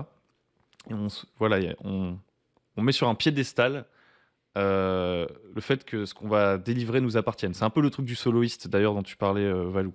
Mais je propose qu'on commence par toi, JRMJ. Qu'est-ce que tu dirais sur l'originalité? Alors, globalement, donc j'ai 2 parties un peu, mais en gros l'idée, c'est de dire que, il y a aucune histoire qui ne doit forcément être originale. En fait, on va reprendre beaucoup de choses des autres et on s'inspire de façon un peu toutes et tous et donc que dans ce sens-là, bah, en fait, pour moi, c'est un argument de c'est pas grave de pas être original, notamment dans votre scénario de jeu de rôle et qu'effectivement l'important, c'est d'aimer raconter l'histoire parce que si on raconte une histoire qu'on n'aime pas juste pour être original, à quoi bon jouer, finalement? Mais par contre, moi, je suis pas trop dans un discours de, tout a déjà été fait, parce que je trouve que c'est vraiment une phrase, moi, qui m'agace de fou parce que en fait, oui, tout a déjà enfin, bon, je vais pas partir dans ce débat, mais je dis juste un petit encart, c'est que, heu, enfin, clairement, tout n'a pas déjà été fait parce que sinon il y aurait plus d'histoire, en fait. Il y a forcément toujours quelque chose de nouveau et toujours quelque chose un peu de changé et cetera. Donc pour moi, c'est une phrase qui n'a pas beaucoup de sens. Mais ce que je veux dire, c'est que oui, l'originalité quand on fait du JDR, ça peut être, un objectif ou ça peut être carrément un défi envers toi-même ou avec les autres et cetera et dans ce cas, je pense que vu que c'est un défi plutôt envers toi-même ou avec les autres, bah, tu peux le prendre comme ça, mais du coup sans pression. C'est-à-dire sans devoir te dire que tu as une sorte de devoir un peu, spirituel, à accomplir en mode: «Ah oui, je dois absolument faire quelque chose d'original» et cetera. C'est quelque chose où encore on va y revenir, c'est pour moi, si tu dis aux autres: «Bon, bah, voilà, moi j'ai envie de faire un JDR, mais j'ai envie que ce soit un peu original», bah, déjà tu peux avoir des idées des gens avec qui tu joues. Tu peux aussi poser un truc de bah, ça peut être un objectif commun, de se dire: «Bah, en fait, on a envie de faire un truc un peu original, donc à voir si on a certains clichés qu'on n'aime pas aussi». Enfin, ça peut rejoindre des considérations aussi un peu éthiques, tout ça. On peut carrément penser à ça et enfin, communiquer cette envie d'originalité. C'est aussi ce qui va vous permettre de ne pas porter un fardeau, tout seul, mais avec des gens en qui vous avez confiance et donc qui vous aideront à réaliser cet objectif. Et pour finir, je voulais dire aussi que du coup, cette, originalité-là, oui, elle peut être là, en fait, directement par l'angle que vous allez prendre, mais globalement, c'est là aussi que la multiplicité des informations dont on parlait tout à l'heure peut être vraiment, intéressant. Parce que c'est en essayant d'avoir des sources de plein de personnes différentes que, justement, vous allez pouvoir créer un truc un peu original. Donc, à la fois c'est pas du tout quelque chose d'inaccessible, l'originalité, mais qu'en même temps, c'est pas forcément un devoir. Donc c'est pour ça que, comme tu disais, très bien Hugo, finalement, c'est pas forcément un critère qui doit constituer une très grande pression, dans ce sens-là. Bah, je pense à 2 trucs, rapidement quand tu dis ça. Déjà, je pense qu'il y a une peur de faire pas original parce que souvent, en tout cas c'est mon expérience, je sais pas si c'est partagé, tu découvres un truc, tu te dis: «Ouah, c'est génial, mais je peux pas le faire parce que c'est déjà fait». Alors qu'en fait, si tu laisses passer une semaine, tu auras oublié la moitié des trucs et tu vas les intégrer dans tes propres idées. En fait, en général, quand tu viens de découvrir un truc qui te fascine, t'as pas envie d'y toucher tellement tu trouves ça fou et tu te dis que tu vas pas lui rendre honneur, etc. Et en fait, ensuite, ça va s'intégrer en fait à ta culture générale entre guillemets. Et puis tu vas l'intégrer. Et puis je pense qu'il y a un autre truc en fait, c'est que le truc de tout a déjà été fait et je dois faire original, c'est relativement faux. Parce qu'à moins que tu veuilles faire jouer des gens qui ont exactement la même culture que toi, enfin, très certainement que ce que tu considères comme bateau et connu et mainstream, eux, ils en ont jamais entendu parler en fait. Donc pour eux, ils vont se dire, ouais, si par l'originalité vous cherchez la surprise en fait, je pense que l'originalité n'est pas du tout n'apporte pas la surprise. Vous savez juste, cette personne-là, elle aime bien tel genre de fiction, mais elle connaît rien à ça, elle a jamais regardé ce film et tout. Bah, je peux lui proposer. Pour elle, ce sera une expérience nouvelle, un truc exotique et tout. Et puis un tout dernier truc, c'est que quand tu fais trop original, quand tu essaies d'être trop exotique, justement, et ben en fait, tu fais perdre leur repère à tes joueurs qui deviennent incapables d'interagir ou qui sont surpris par chacune des conséquences de leur choix. Et d'ailleurs, il n'y a pas besoin de faire très original pour se retrouver dans ce genre de situation. Moi, je pense à un exemple. Je décris une bataille, tu vois. Je dis, ouais, il y a une charge de cavalerie, machin, truc bidule. Il y a un mec en face de moi, et ben, il va me dire: «Mais attends, moi je suis ultra renseigné sur le sujet des batailles médiévales et tout, et en vrai ça devrait pas se passer comme ça».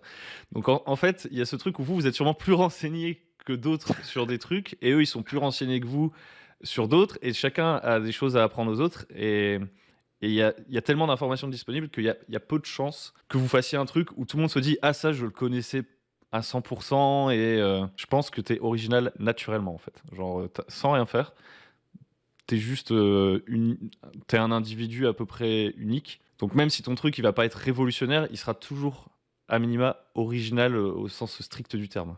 Ouais, moi j'irais dans le même sens. Moi je trouve que justement c'est se rajouter, pour revenir au sujet qui était de dédramatiser le rôle de la première partie en tant que MJ, c'est que du coup de te dire: «Ah, il faut absolument que je fasse un truc original», je pense que c'est le meilleur moyen de te casser la gueule. Dans le sens où il vaut mieux que tu ailles vers un truc que tu connais et que tu kiffes, parce qu'en fait, rien que de le revivre, entre guillemets, tu vois, moi je parle même je sais pas, un film que tu adores, tu vois, que tu te dis que tu vas refaire les scènes, bah, dans ta tête, toi, tu vas imaginer un truc. Alors, tes joueurs, ils vont imaginer complètement autre chose. Mais si ça se trouve, en fait, je trouve que tu auras déjà un truc solide sur lequel t'appuyer. Tu prends, j'en sais rien, moi, Jurassic Park. Tu vois, Jurassic Park, le thème, c'est quoi? C'est des gars qui veulent recréer une espèce disparue. Bon, ça, tu intègres ça comme tu veux dans n'importe quel scénario, dans peu importe l'univers, tu pourrais le remettre. Franchement, tu prends le Jurassic Park, c'est parfait. T'as des gars qui veulent faire en sorte que ça pète pas. Bon, finalement, ça pète. On envoie d'autres gars pour faire en sorte que ça pète pas. Bah, en fait, finalement, là, tu as déjà tout le matériel dont tu as besoin pour faire une bonne partie de jeu de rôle. Tu as tes joueurs, bah, qu'est-ce qu'ils vont faire? Bah, c'est une nouvelle expédition. Tu as déjà tes méchants sur place, il se passe déjà des choses sur place et ça existe déjà sans même que tu y viennes. Et finalement, en fait, peu importe le résultat de ce qui va se passer, parce que c'est peut-être ça l'originalité. L'originalité, ça peut venir du fait que bah, en fait, tout le monde connaît Jurassic Park, tout le monde sait comment ça va se passer. Et finalement, eh ben, tu te rends compte que tes joueurs, ah bah, ils avaient pensé à un truc que toi et les scénaristes et que Steven Spielberg, etc., n'y avaient pas pensé du tout. Et en fait, l'originalité peut venir aussi de ce moment-là, quoi. De te dire, de se baser sur un truc que tu connais, avec lequel tu es vraiment familier. Parce qu'effectivement, en fait, si ça se trouve, les joueurs à ta table, ils n'auront pas du tout la référence. Peut-être que toi, tu auras lu un livre que tu as trouvé génial, qui est fondateur dans ta vie. Tu te dis, mais comment ça se fait que le reste de l'humanité ne l'a pas lu? C'est pas possible, vous pouvez pas ne faire ça. Et ben finalement, en gros, tu vas te rendre compte que ça se trouve, personne ne connaît ce truc-là, mais si tu leur apportes pas, parce qu'en fait, ils ont peut-être pas envie de se bouffer un bouquin de 300 pages, mais si tu leur livres un morceau de cette histoire-là, peut-être que tu vas leur donner envie. Et finalement, je trouve que c'est encore mieux que d'essayer d'être absolument original. Je trouve ça plus intéressant d'essayer de partager avec tes joueurs un truc que toi, t'adores, et de leur dire, regardez les gars, ça c'est trop bien, venez en faire un truc avec. Et d'ailleurs, pourquoi Donjons et Dragons, c'est le top Uno des jeux? C'est parce qu'il est absolument pas original. Genre, je veux dire, Non, Oui, c'est des vrai. dragons, C'est c'est vrai. des elfes, c'est des nains, ils se tapent sur la gueule, c'est les mêmes que Oui. dans les jeux vidéo, et c'est très bien, tu vois, genre, c'est pas un reproche. C'est beaucoup plus dur d'emmener des gens dans un univers complètement inconnu, tu vois, dans un petit jeu indé avec un lore c'est beaucoup plus compliqué que de leur dire venez, on joue au Seigneur des Anneaux. Toi, tu prends Gimli, tu sais à peu près à quoi il ressemble. Bon, bah vas-y, tu fais Gimli. Toi, tu fais machin. Comme quand t'es gamin, tu vois, quand t'es gamin, tu reproduis ce que t'as vu dans les dessins animés, les films, et puis tu te le refais. Et puis, l'exemple du film, je trouve qu'il est très bon aussi parce que quand tu sors du cinéma, tout le monde a vu le même film, mais tout le monde n'a pas eu la même interprétation de ce film. Donc déjà à ce moment-là, le souvenir que tu as de ce film, il est original, il t'appartient qu'à toi. Et dans 3 semaines, il aura évolué, tu auras réfléchi le truc, et tu pourrais refaire jouer ce film, mais selon la manière dont toi tu l'as perçu, les PNJ, ils auront changé parce que toi, tu auras Mm. mis tel trait en avant sur le personnage, alors que l'autre, il aura perçu une autre émotion à ce moment-là et tout. Et donc en fait, ton cerveau, il fait déjà le travail de l'originalité sans faire grand-chose, je trouve. Qu'est-ce que t'en penses, toi, Valou? Ah, Trébuchant encore plus sur l'originalité, tu vois, avec les scénarios, etc. Tu vois, genre faire vivre une histoire de ouf.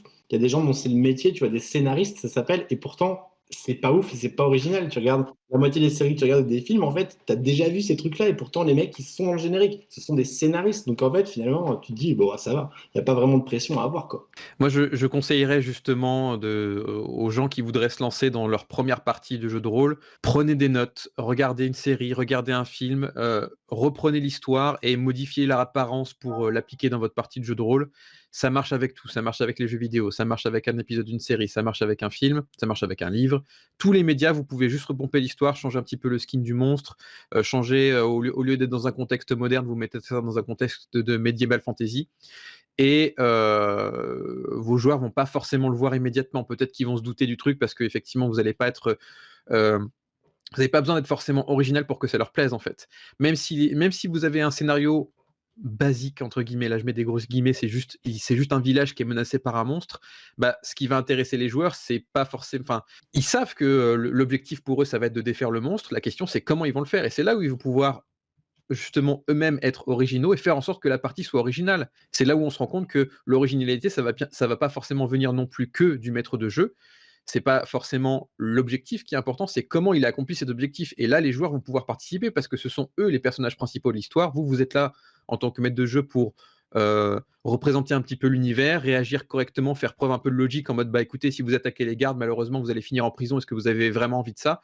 Donc juste vous êtes là en tant qu'arbitre et eux ils sont en mode bon ok, il y a un minotaure qui va bientôt attaquer ce village. Comment on fait pour détruire un minotaure alors qu'on est 4 personnages niveau 1 et qu'il va nous retourner? Donc c'est là où la partie peut devenir originale. C'est pas forcément que un minotaure qui attaque un village dans un monde de médiéval fantasy, on pourrait se dire c'est un truc qui arrive tous les 4 matins, donc c'est pas forcément original, mais en fait ce qui est intéressant c'est comment les joueurs vont gérer cette histoire. Si vous n'avez pas d'inspiration sur le moment, si c'est votre première partie et que vous n'avez pas forcément envie de porter cette responsabilité, vous pouvez trouver des kits d'initiation, vous pouvez trouver des campagnes dans le commerce.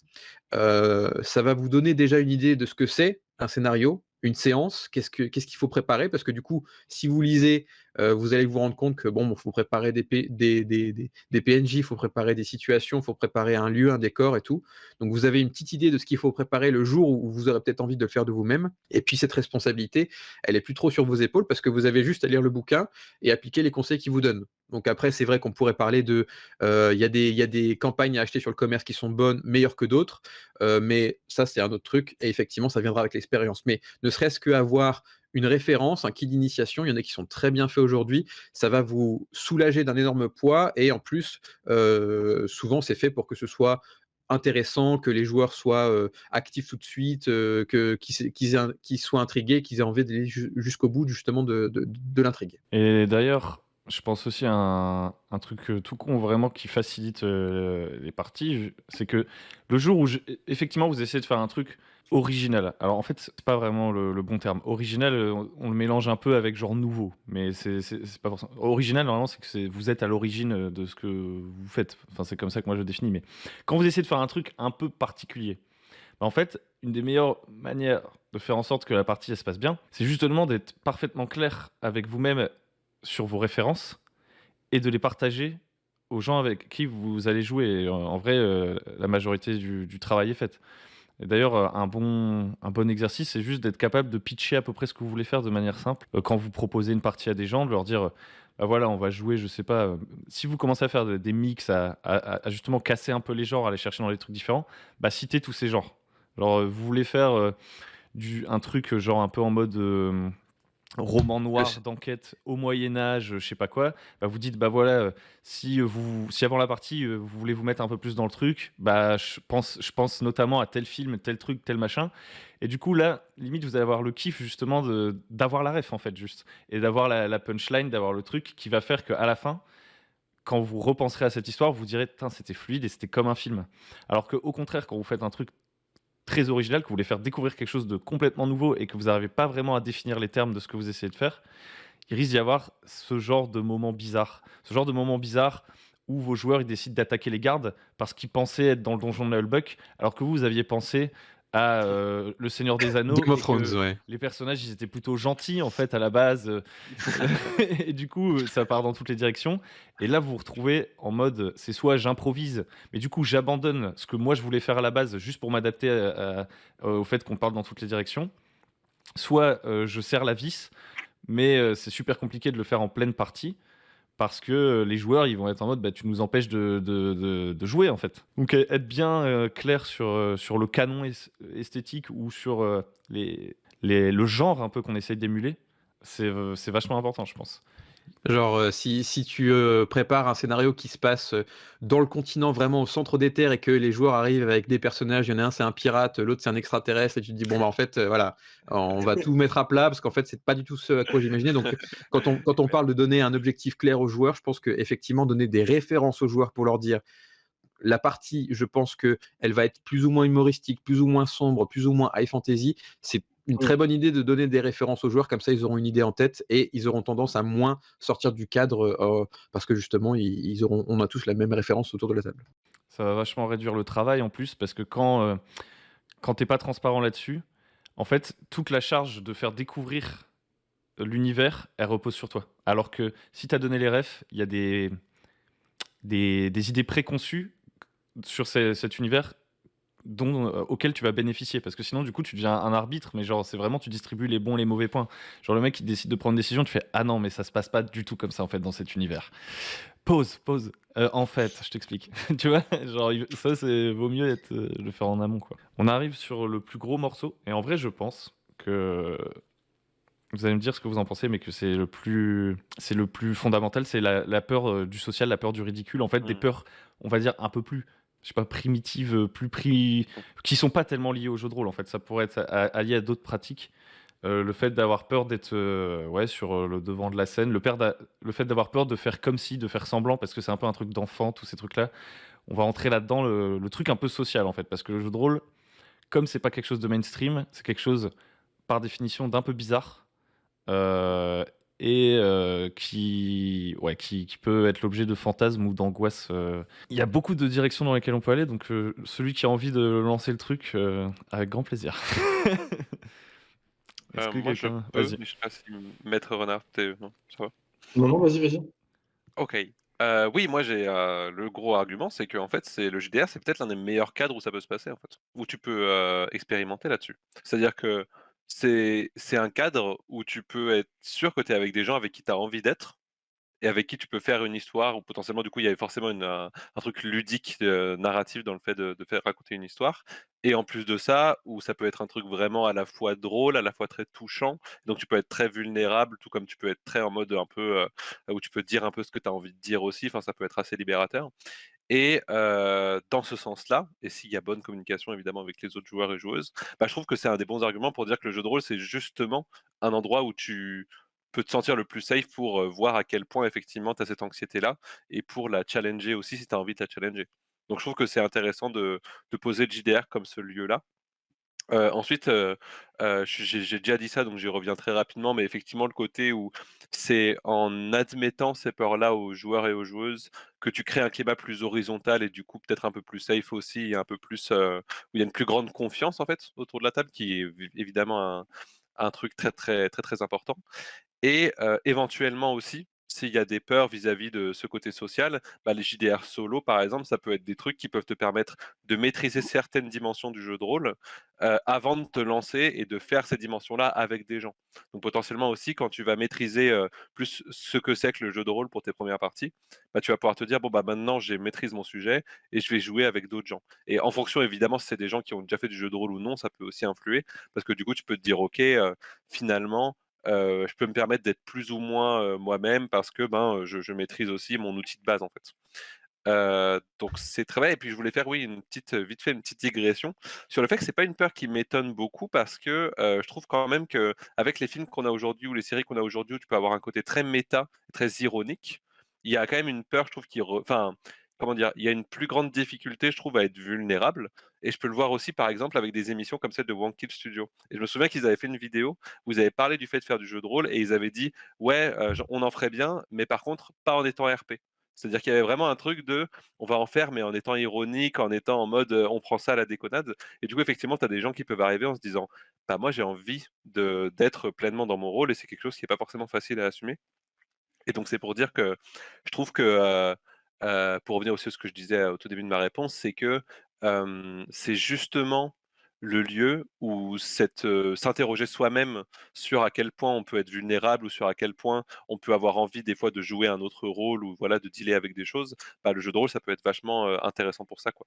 C'est justement l'un des arguments pour moi qui dirait, foncez parce que je pense que c'est effectivement un cadre très, très cool sans être, un cadre trop sérieux, quoi. Ouais, bah, je rebondis directement là-dessus. C'est que pour moi, pour moi en fait, c'est vrai, le JDR, c'est un vrai pot pourri à plein de sens du terme, à la fois social et tu mets dedans, tu peux mettre vraiment dedans ce que tu veux. Je rejoins un peu le côté, tu peux être un peu, comment dire, pas angoissé, mais te poser beaucoup de questions par rapport à ça. Mais finalement, tu te rends compte que, effectivement, comme disait Jérémy J, quand tu vas vers cette, entre guillemets, cette communauté-là, vers ce média-là, tu vas rencontrer des gens qui ont envie de la même chose que toi. Donc, enfin, alors moi, j'ai peut-être eu de la chance beaucoup, mais là, depuis que j'ai commencé à jouer, j'ai dû faire au moins facile 200, 300 parties à l'aise. Et en fait, je suis jamais tombé sur quelqu'un de toxique. Donc en fait, c'est très très rare. Vraiment le côté d'avoir quelqu'un qui veut, concrètement, le mec qui va se foutre de ta gueule ouvertement parce que tu as fait un mauvais RP, ça n'existe pas. Enfin, ou alors en fait, si ça existe, faut vraiment changer de table ou virer ce genre de cette table. Ça n'a pas lieu. Pour moi, ça n'a vraiment pas lieu d'être. C'est un média dans lequel tu peux être. Tu vois, c'est con, il y a peut-être 15 ans en arrière, tu vois, ou peut-être 20 ans en arrière, c'était les nerds, tu vois, qui faisaient du jeu de rôle, et de plus en plus, tu vois, tu parlais de Wankill, c'est des mecs qui popularisent de plus en plus. Je trouve que c'est un média qui se popularise de plus en plus, notamment sur Internet. Et tu te rends compte que ben, tu peux y trouver beaucoup, beaucoup de choses. Finalement, tu y trouves aussi, je trouve, ce que tu y apportes. Si tu as envie que ce soit très théâtral et faire beaucoup d'RP, etc., ben, tu peux trouver des gens que ça fasse vraiment kiffer. Tu peux trouver d'autres gens qui n'ont pas spécialement envie de, comme tu disais, faire du RP ou faire tel ou tel truc. Il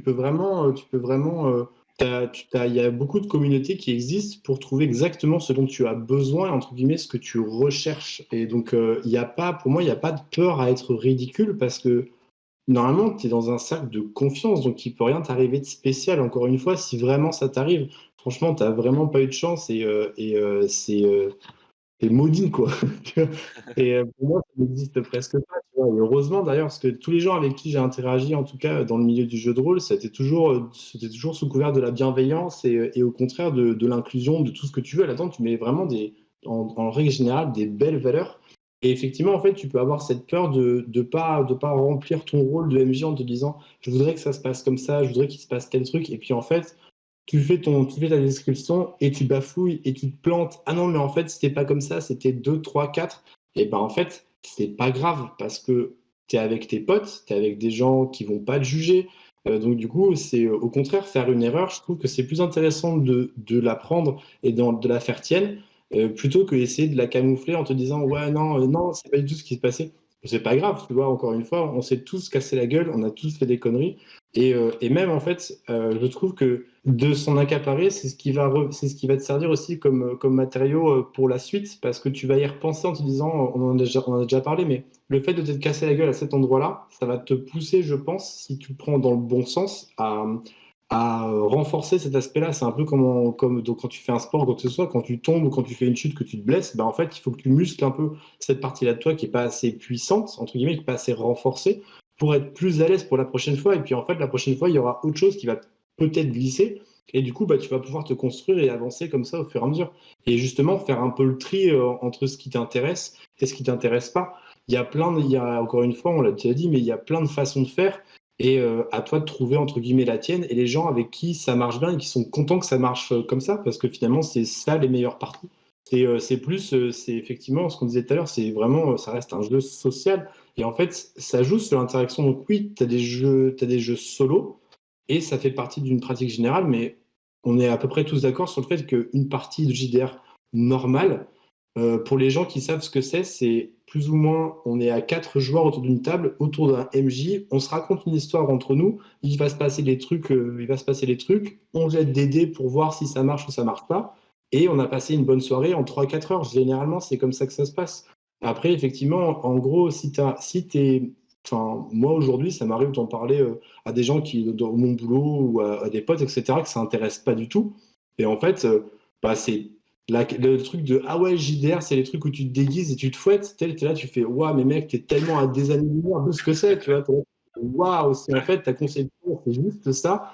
Au contraire, tu peux dépasser ce truc-là en te disant bah écoute, en fait, finalement, est-ce que tu vois bah, le Seigneur des Anneaux? Eh ben, c'est comme si nous, on était les personnages et on va taper le dragon. Ah ouais, trop bien. Et souvent, c'est comme ça que ça va matcher, quoi. À décrire vraiment ce que c'est et pas avoir peur du ridicule parce que il n'y a aucune honte à avoir et il n'y a pas à être ridicule. On est encore une fois, ça reste un médium. C'est aussi bête, enfin, pour moi, c'est aussi bête, entre guillemets, de se dire que c'est nul, c'est d'avoir peur de dire que tu fais du JDR et de faire du JDR en général. C'est aussi idiot que de dire, bah, je vais regarder des films ou je vais écouter de la musique. Ça reste un médium et un biais culturel comme un autre. Et au contraire, c'est riche de plein de choses parce que tu interagis directement avec les gens. T'es pas juste là à écouter ou à lire une création ou quelque chose.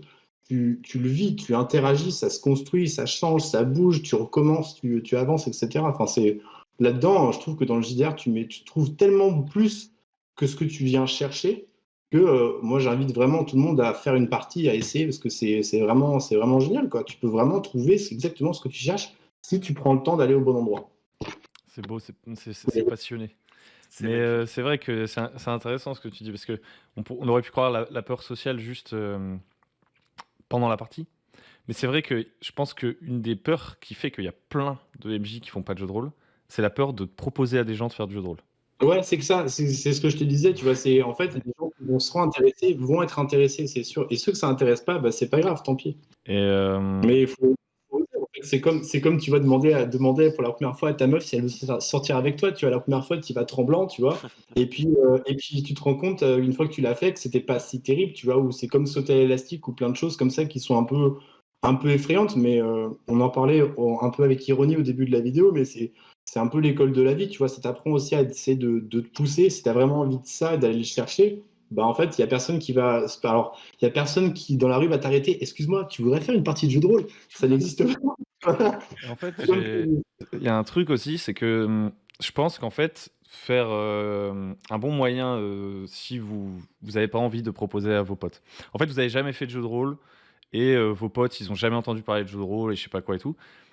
C'est juste des joueurs, tu vois.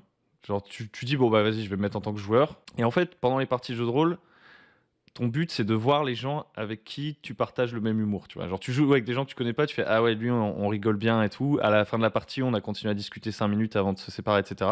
Puis t'expérimentes. Et au bout d'un moment, tu commences à te dire, bon, bah, tous ces gens-là, je m'entends bien avec eux.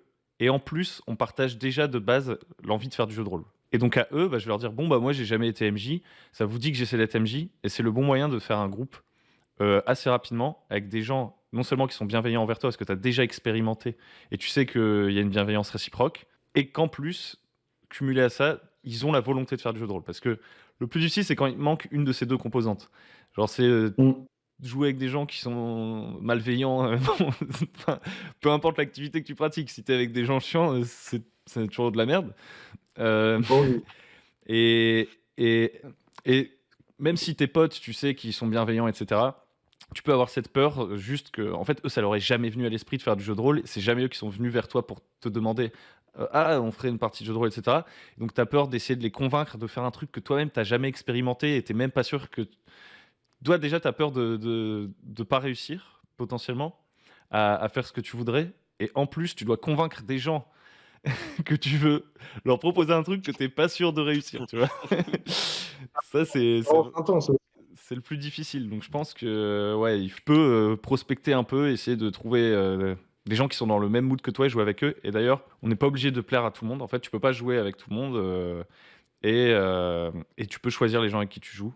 Et puis tu fais du picking au fur et à mesure et au bout d'un moment, tu tentes ton truc avec ces gens-là. Et en général, s'ils sont bienveillants, c'est déjà 70% du truc qui est win, quoi, en fait. Si vous êtes sur la même longueur d'onde, c'est à ce moment-là qu'ils te pardonneront tes potentielles, entre guillemets, erreurs et qu'ils te feront des retours pour que tu fasses.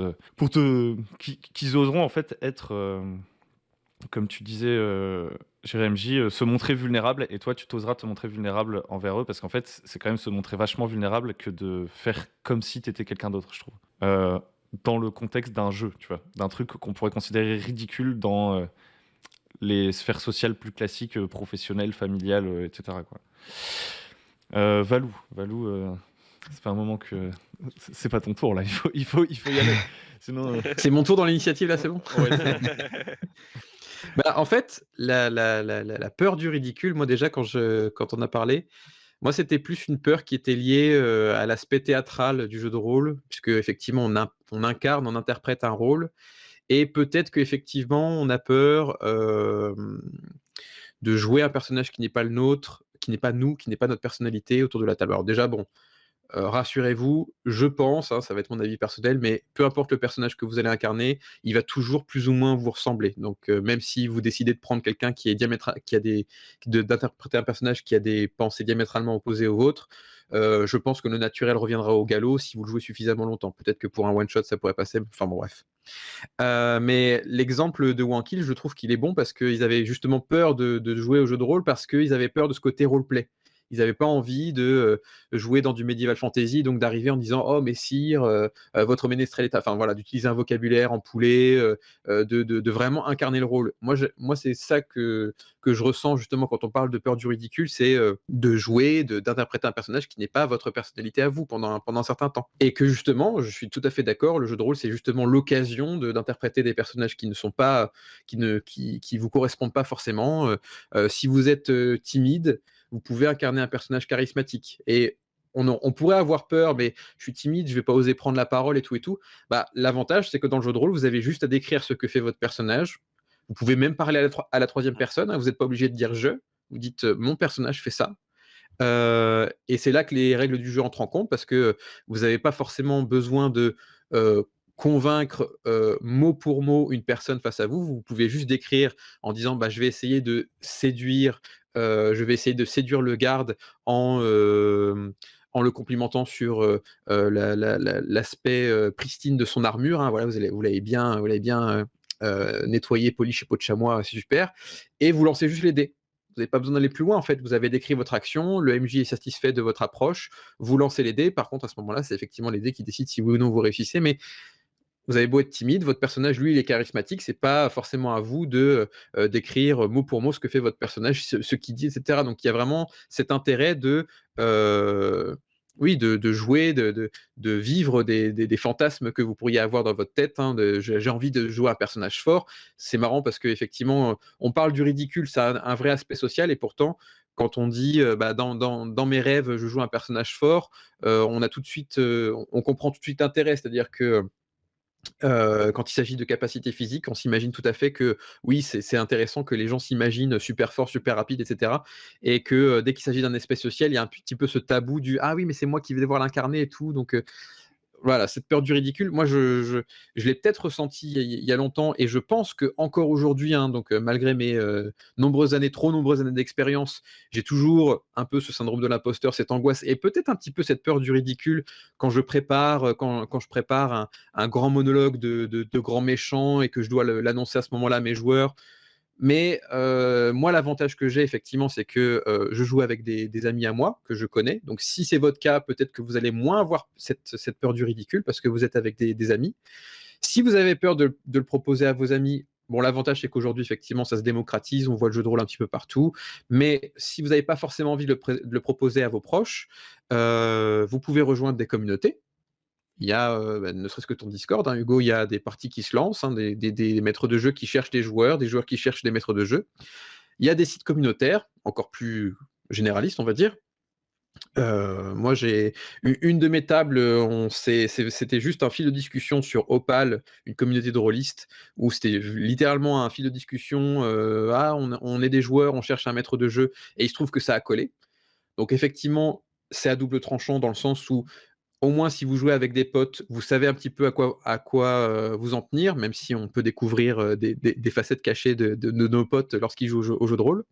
Tandis que si vous jouez avec des gens, des inconnus rencontrés sur un Discord ou rencontrés sur un site communautaire, bon, il y a peut-être des gens avec qui ça va pas matcher, ça arrive. Et puis encore plus large, il y a des soirées, il y a des soirées jeux de rôle qui s'organisent dans les bibliothèques de mon quartier une fois par mois. Et donc là, moi aussi pour y avoir participé, j'ai rencontré beaucoup de gens là-bas, des gens pour qui c'était leur première partie, des gens qui étaient là juste pour découvrir des mécaniques, des gens qui étaient juste là pour passer du bon temps, découvrir un univers, etc. Et ça permet aussi de tester, hein, à la limite avec des gens. C'est un one shot, donc c'est-à-dire que vous allez faire une partie, vous reverrez peut-être plus jamais. Donc peut-être que ça va vous aider à avoir moins peur à ce moment-là, parce que après tout, si ça dure que 4 heures, vous verrez si c'était un bon moment ou pas. Et puis si c'était pas forcément ce à quoi vous vous attendiez, bah il y a aucune attente après. Ouais, moi je pense que le one shot, moi ça m'a permis, parce que je reviens là-dessus, moi avant je me mettrais aussi beaucoup la pression, tu vois, parce que quand quelque chose te tient à cœur, et ça c'est un truc que j'aurais dû dire dès le début, dans lequel je crois vraiment personnellement, c'est que si t'as vraiment peur d'un truc, c'est peut-être que justement c'est que c'est fait pour toi, parce que ça veut dire que ça te tient vraiment à cœur. Si t'avais aucune angoisse, aucune appréhension et tout, bon, à part si c'est un entretien d'embauche ou un truc vraiment chiant, tu vois, enfin un truc que t'es obligé de faire, on va dire, qui peut te faire peur. Mais s'il y a un truc que t'es pas obligé de faire, mais genre t'y penses tout le temps et ça te travaille, et peut-être, ok, des fois ça te dévore un peu, c'est peut-être un signe que ça te passionne, tu vois, et que c'est, voilà, t'as envie d'y aller. C'est, ça fait partie du truc. Et l'histoire des one-shots, là, je pense que c'est vraiment bien. Genre se dire qu'entre guillemets, tu fais des sortes de parties sans lendemain, tu vois, genre sans aucune conséquence. Et à la fin de cette partie, si tu as repéré des gens avec lesquels tu te dis, ouais, j'ai peut-être, on est sur la même longueur d'onde, t'es même pas obligé de leur dire à la fin de la partie devant tout le monde. Tu laisses passer une journée, tu leur envoies un message, tu leur dis, ah, j'ai un truc à te proposer, et puis ils te diront oui ou non. Et voilà, à aucun moment tu te seras mis tu te seras fait ridiculiser devant la place publique de te prendre un refus ou quoi que ce soit. Enfin, juste, tu réitéres les expériences. Et c'est d'ailleurs comme ça que finalement, on joue ensemble, hein. Par exemple, Maître Renard, je sais même plus comment c'était la première partie qu'on a faite, mais c'est Ok. au bout d'un moment, tu as des gens qui viennent d'endroits différents, et puis voilà, et vous vous mettez à graviter ensemble autour d'un truc, et J'ai vu de la lumière, je suis rentré. Coucou. ouais, c'est ça. On dit sur ce que tu as dit, c'est une super bonne idée de faire des OS parce que justement, en fait, tu vas pouvoir tester pour le coup à petite dose et des systèmes et des communautés et des machins, etc. etc. Et effectivement, si vraiment c'était de la merde, ben en fait, soit tu peux rien dire et tu leur parles plus jamais à ces gens-là, ou tu peux aussi très bien leur dire, ben j'ai pas du tout kiffé, et à ce moment-là, ça peut aussi débloquer d'autres trucs. Mais ouais, effectivement, faire des OS, c'est trop bien. Il faut.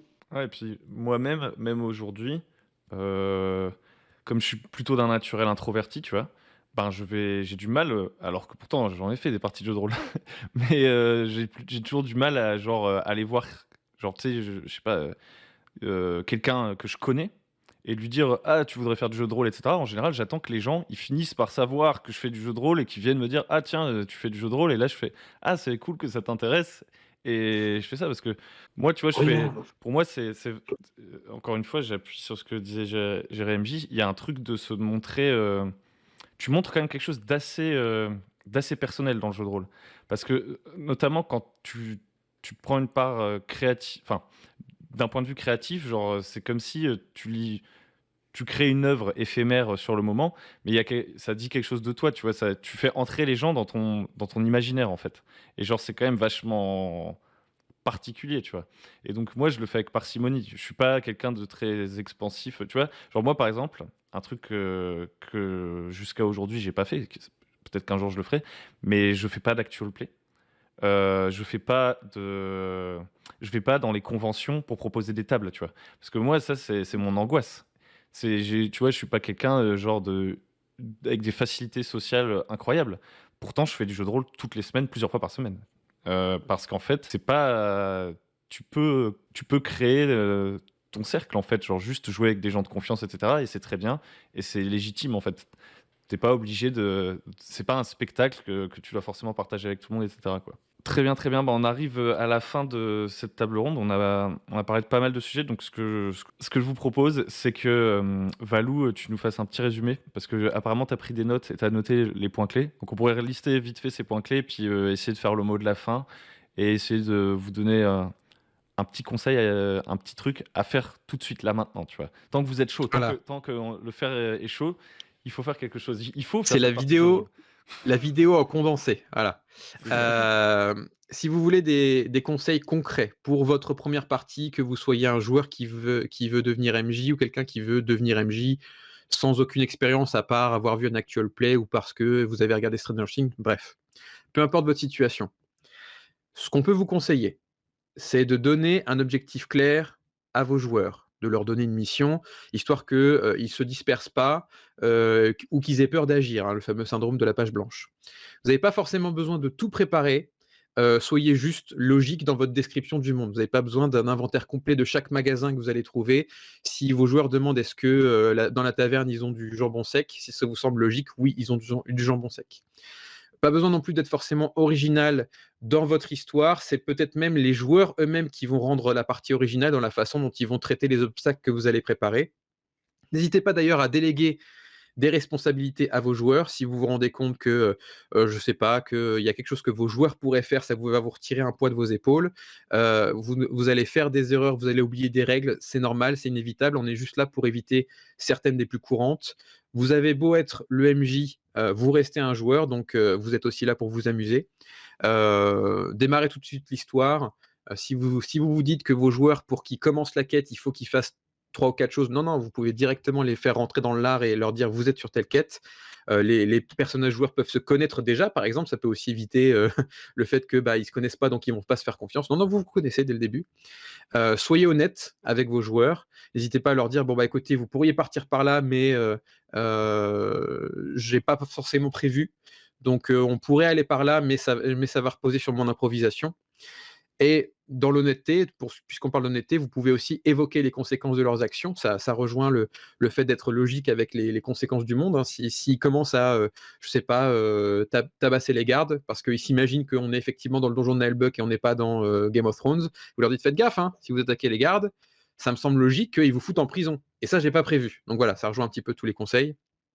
Et bien sûr, un conseil qui va pas forcément vous aider, mais qui est inévitable, c'est que c'est en pratiquant que vous allez devenir meilleur. Et lancez-vous.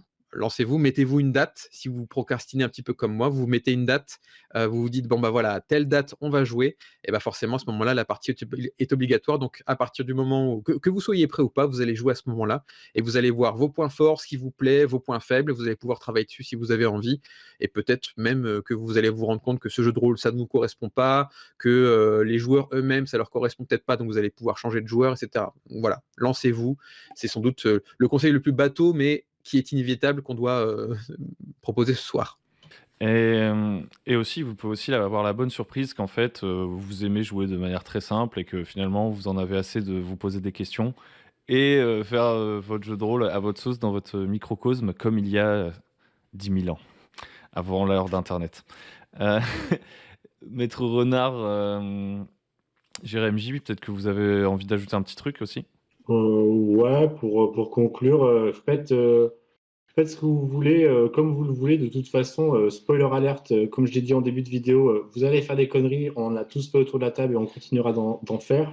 Deuxième chose, c'est qu'il n'y a personne qui va vous dire quoi que ce soit sur votre manière comment dire, de gérer votre partie. En fait, chaque MJ est différent et c'est à vous en fait de mettre en place ce qui vous sied le mieux.